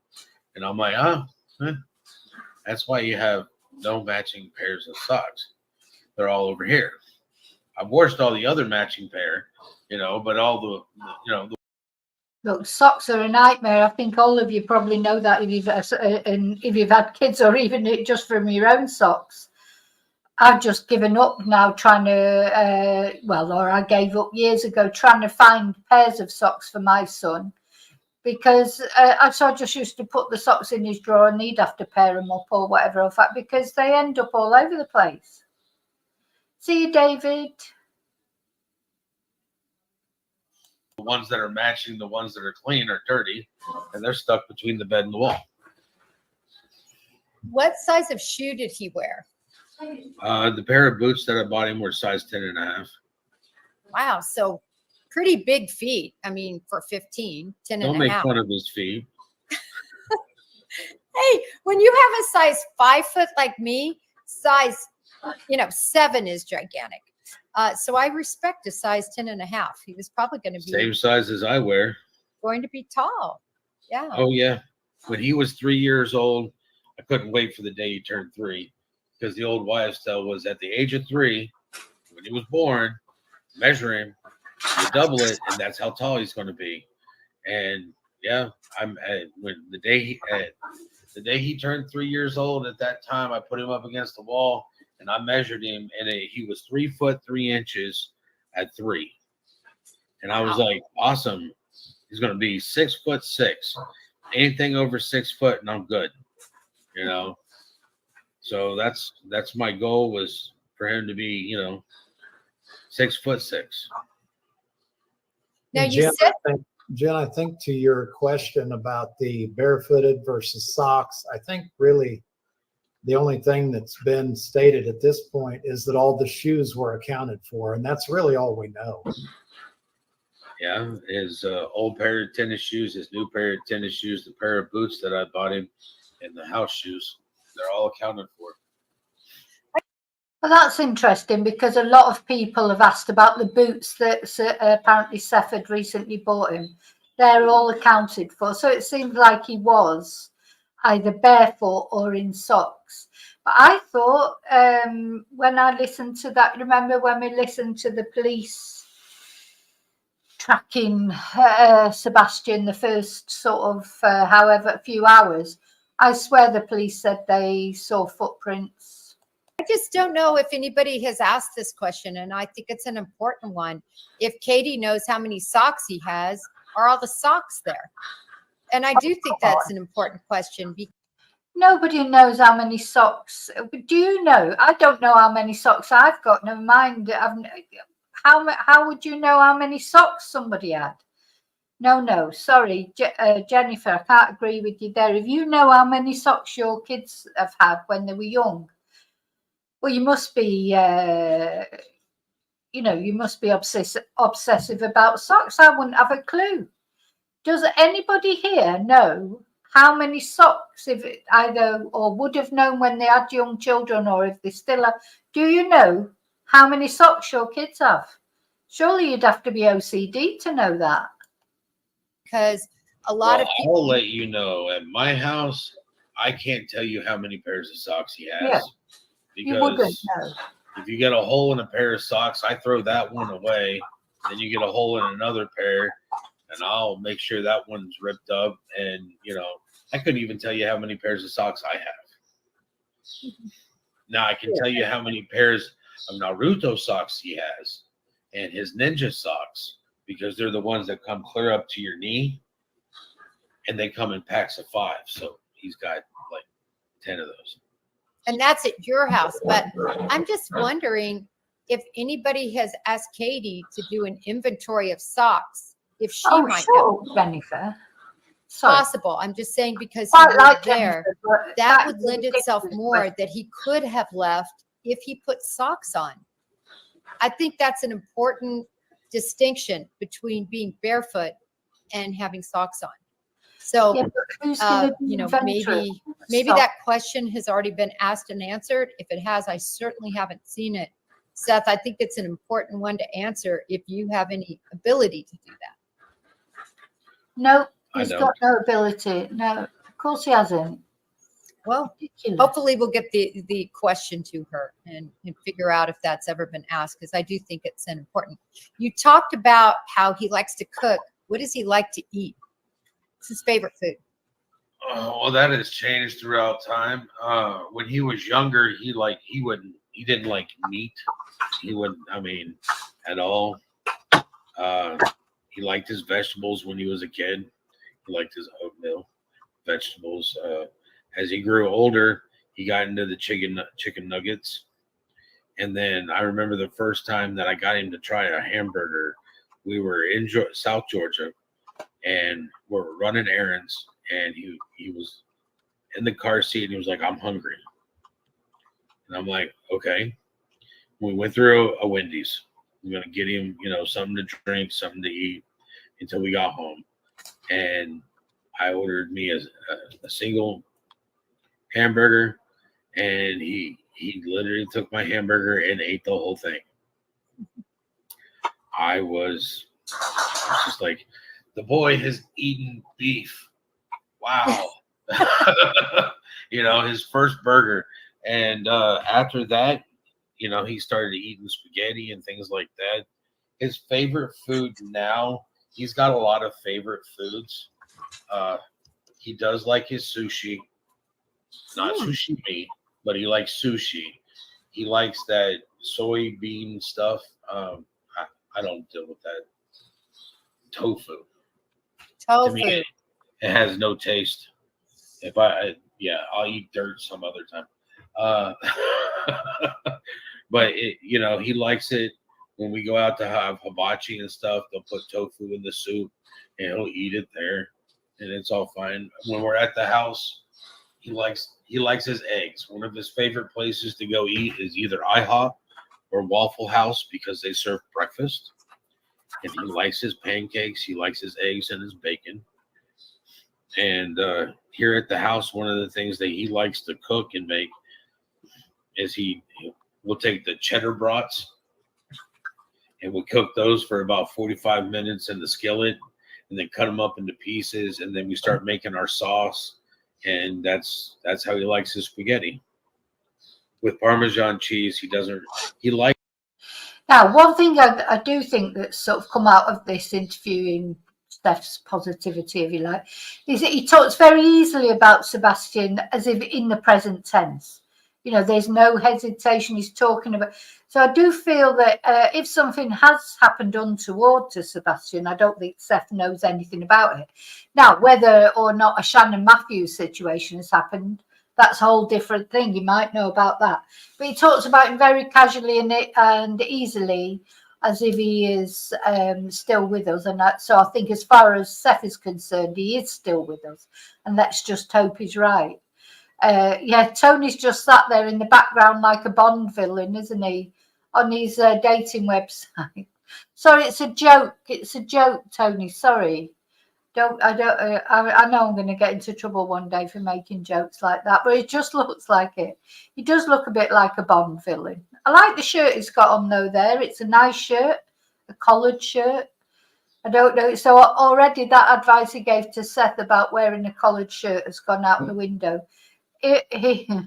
How long do we give this relationship? Come on, let's have a bet. How long will Tony remain as Seth's PR man? Because Seth's already told him he's not wearing a collared shirt. He likes all cheeses, but when it comes down to his spaghetti, he just loves Parmesan cheese. He doesn't do like shredded sharp cheddar on his spaghetti. He's got to have the Parmesan. And so tell me, if he left, what would be, does he have any stranger danger type inclinations? Or did he shy away from strangers, or could a stranger easily entice him? I don't believe a stranger would easily entice him. Most of the time when he was around me, if he didn't like your attitude when you approached me, that he was confrontational, as in that's my daddy. I will mess you up. All 4 feet of him at that point in time. But he's always been very protective of both me and his mom. As he has gotten older, having conversations with him about when you're online, these people, you don't know these people. You don't talk to them. You don't tell them any information. To the point that he just didn't even put the headphones on anymore. Most of the time, it's like he would have the headphones on and he's playing. Yeah, I know that his mom and stepfather don't like it, but he would play Modern Warfare. It's you got 4 people in a team trying to work for a progressive goal. that's how you build teamwork. It's how you build listening functions and commands and things of that sort, where you can follow directions and you can work together with a group that you have no idea. And most of the time on my PlayStation, you know, the people that are on there are my personal friends that I actually know. One of them would be Chris, his stepfather, and the other one is my buddy up in Illinois. And, you know, that was it. And I remember a conversation, he was just like, Dad, these people just don't listen. I'm telling them, you know, I'm dead here on the ground, and the guy's coming around the building, and they're not listening, and they run around the building, and they get shot. And I was like, and I looked at him, I said, well, son, that's why when I play the game, I have the volume off, and I don't listen to him. And he was like, oh. And I was like, you don't see me getting angry and aggravated either, right? He was like, no. And I was like, because I know I may have 3 other teammates, but I also know that they're either going to listen or they're not going to listen. Seth's not a team player. You know, Seth, he's just going to do his own thing. He's just going to do his own thing. This is what he's doing. This is how he is in this whole thing. Steph wouldn't listen. And yeah, as you say, Gillian, so he did chat with others online. He wasn't, you know, at the end of the day, wasn't allowed to do these kind of things at Katie's house. But he went to Seth's, he was allowed to do more or less what he wants. This is a common thing with absent parents, especially absent fathers. You know, they're you know, there'd be a reason why he wasn't allowed to do things maybe at home. Maybe because of his condition, maybe and then he's going to Seth, and Seth, you know, letting him do whatever he wants. And yeah, he is chatting with other people online. So who knows if he did get chatting to anyone. So, hi, Pamela.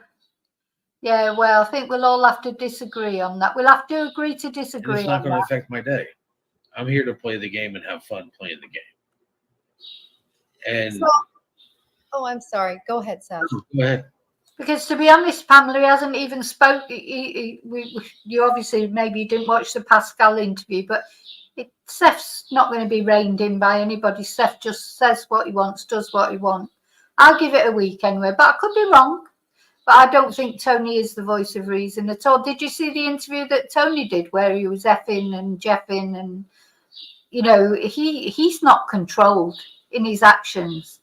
I mean, you have to watch the video back to see all the things that I was saying earlier. He's the PR man. He can't even control his own PR.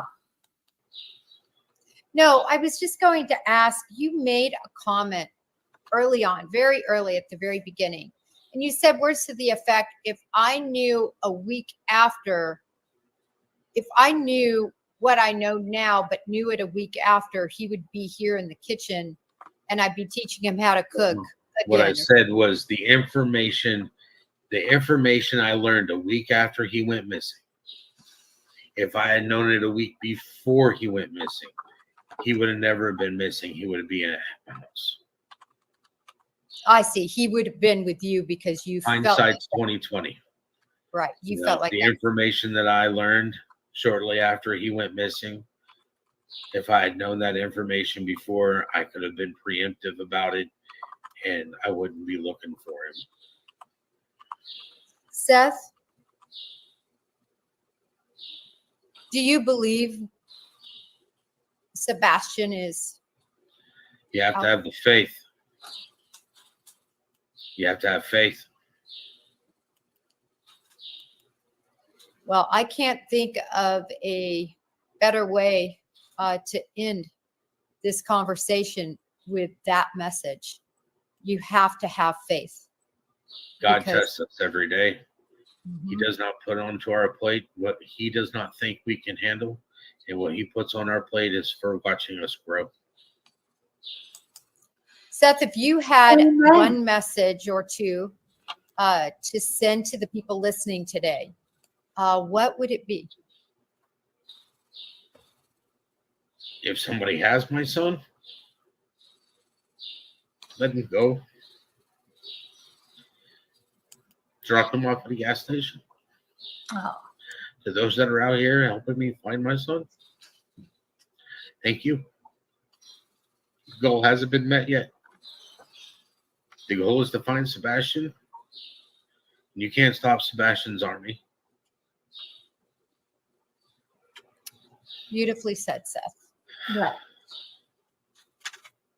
right. Tony, thank you so much for your volunteering to help Seth get through this social media, mainstream media nightmare. Oh, I didn't get to say goodbye.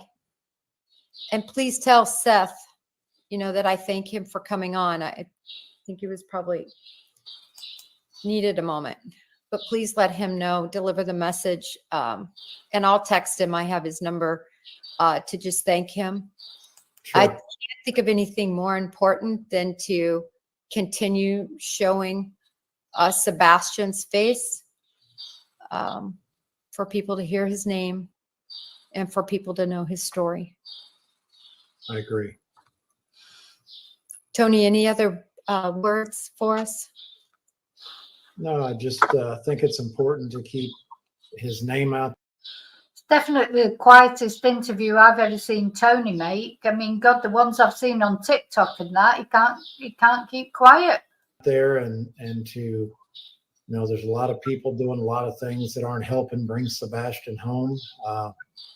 And I think the focus needs to be keeping his name out there and helping bring this child home, and anything else is not really worth spending time on.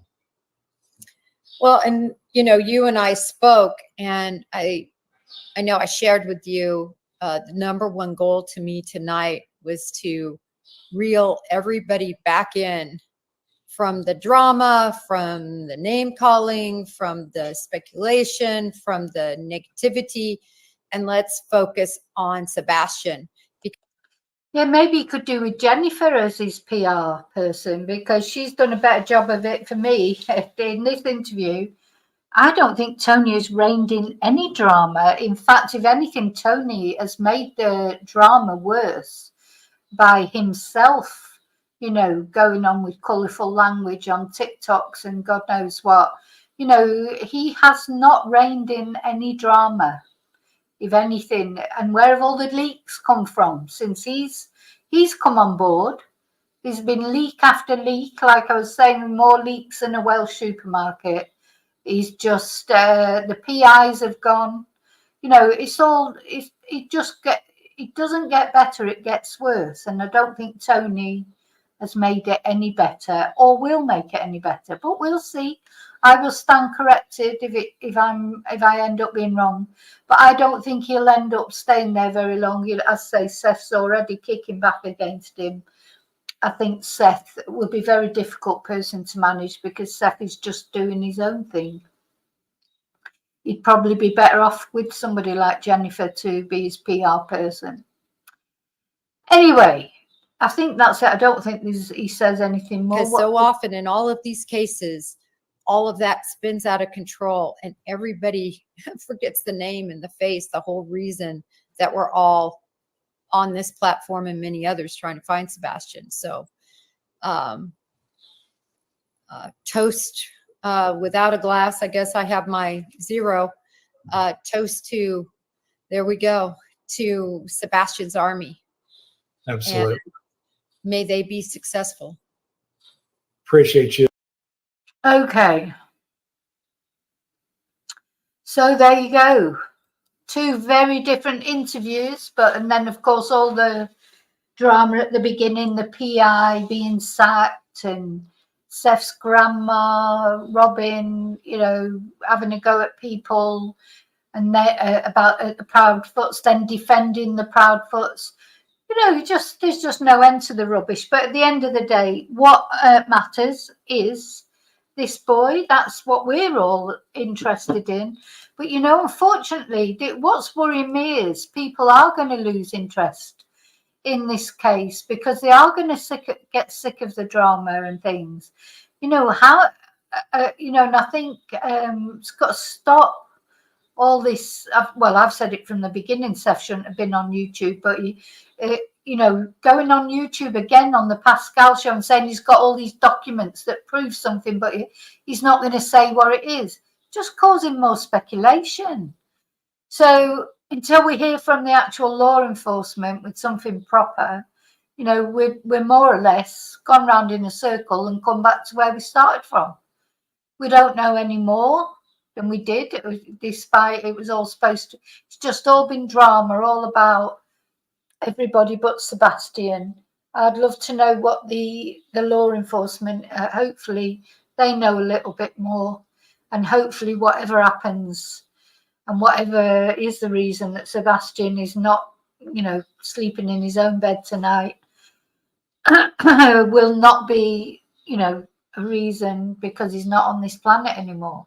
So that's our candle for Sebastian. Remember, I'm going to go now. Listen, I'm sure there'll be more news out soon. I won't be back online today, I don't think. I'm going, I've got some friends over from the UK that I've not seen for years, and we're going to go out and have something to eat, etc. Disconnect, but I'll be back tomorrow, of course. But remember to live and love wisely and carefully, and you know, don't believe everything you see on Facebook or even on YouTube. You know, I can't believe the rubbish that I've seen on YouTube lately. And I'm not sure about Tony, whether he's a phony or not, but time will tell. Time will tell. So yeah, I'll see you soon in the next video, and until then, may your God go with you. Bye. I'm just going to put a little music on for Sebastian. Now, I wish I could play Eye of the Tiger, because of course that was his favourite song, wasn't it? But I won't be allowed to do that. What's that?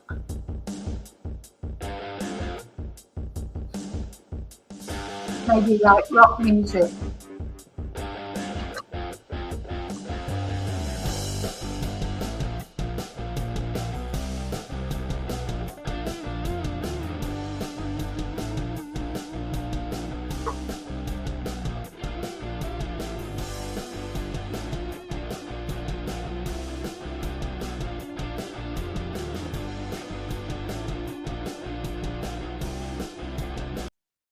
Oh, by the way, Robin, thank you so much for the Ko-fi.